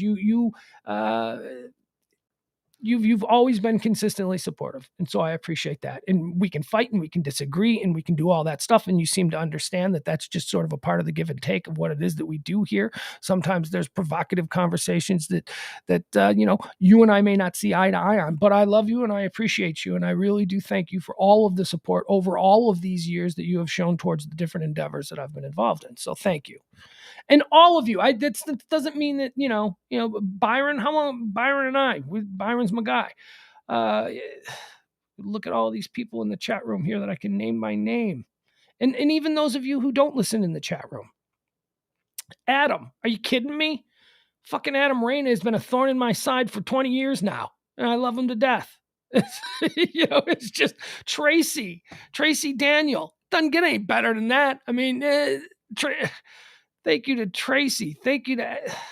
Okay, so we're going to end it. Bill and Michael and Jeff Glenn Warehouse Jeff from back in the day. Still hanging around. You know what I wonder, though? Back in our earliest days, and I'm going to stop naming people now because now we're at the point where if you forget, even though I could name a couple more people, I don't want to. I'll name Tiffany, my girl Tiffany, who's every once in a while just like drops a bomb in the donation. She's incredible. All right, but that's it. We're not going to name anybody else. We're not going to name anybody else because there are far too many people who have been kind. And I don't want to leave anybody out because that's kind of nonsense. So let's move on from that. But I'm interested in knowing when Kelly and I started doing the show and we were doing overnight shows from Chicago, we had a chat room. And our chat room was hopping, man. That chat room was awesome back in the day. Is there any of the people who are currently involved in hanging out in the show? Do any of them go all the way back to the chat room days of the overnight show? Unfortunately, I know a number of the people from the early chat room days who became lifelong friends of mine who are no longer with us. Most notably Bruce and Paco, who are no longer with us. But I don't know if there's like anybody else from those days, like whether it was, and again, I don't want to mention any names either, because then it's like, you mentioned them, but you didn't mention me, and the last thing I want to do is hurt anybody's feelings, and because I do remember and I appreciate all of you, but I would definitely be interested in knowing if anybody goes all the way back to the early days of the Pugs and Kelly overnight chat room, which was crazy, man. Those overnight shows, I talk about it all the time. I love those overnight shows. Those overnight shows were badass. We had it was broadcast radio in the middle of the night. There was no oversight. Nobody from the radio station listened to a damn thing that we did. And we were just allowed to, we swore. There was an episode where we did drugs the entire show. And like openly, we were like, okay, this is a show where we're going to get more and more stoned. And I want you, nobody cared. Nobody knew, because nobody was listening. You were, the listeners were, the overnight people in Dallas were, and apparently y'all got a big kick out of it because that was the reason that we got bumped up to middays. Because everybody started calling the station, hey, that show's great, that overnight show is great. And then the general manager was like, wait, what? That overnight show? I guess people are saying it's pretty good. And then the sales department started going, hey, I think we can sell that overnight show. So I'm wondering if any of the people who were involved in the old chat room are still around. If you are, I'd like to know. Poetry. Da, da, da, da. By the way, have you noticed? I promised you 2 hours. And 2:42 today. You got 3 hours plus yesterday. If there's ever been an indication that I absolutely love doing this and that I'm going to continue to do it, it's the idea that I don't limit myself to 2 hours. So that I just keep going because I am a narcissist of epic proportions, my friends. All right, buckle up. Be safe. Don't drive like a maniac. The weather's going to be really bad. I'm not going anywhere. I'm going to stay in the house. I'm going to make some baked chicken tonight. Yeah, I'm going to go over to the big house and make some baked chicken. See you tonight at 10 o'clock for Radio Misfits proudly presents the Pugs and Parker Pillow Pundits. That comes on at 9 p.m. Central Standard Time. After all that discussion, don't forget you can support the show with a little bit of monetary donation. couple of days left here in the month period. And if you can't afford any cash, please, please, please, and so many of you, I've been seeing you do this. I just love it. I love it that you're like sharing the show and you're forwarding things. And that's how we grow. We gotta grow. We gotta grow. I watched an interview with some YouTube guy who does breaking news on YouTube, and he was talking about his numbers and how it took him 18 months to really see an increase in the numbers. We've only been doing this for a few months, and we need to grow. I'm willing to stick it out if you're willing to. I'm willing to change. I'm willing to try and make things a little bit more palatable. It's a work in progress, but I appreciate you allowing me this opportunity to come here and, as I say, be just a disgusting narcissist for a couple hours in the day. All right, that's it, folks. We love you. We'll talk to you. Bye. The best is yet to come. All right, Rob Barr. All right, yeah. It may be because I don't want to go out and run, and I'm going to use the excuse that the sidewalk could be slippery. I'm an aging gentleman, and I could fracture a hip. Maybe that is it. Maybe that is part of it. A different way, so baffling to some. I can smile a little now. Things are going good. I always had to be on guard. That is understood. Down the road I'll travel, far from the comfort nest. I am on a never-ending quest. I am on a never-ending quest.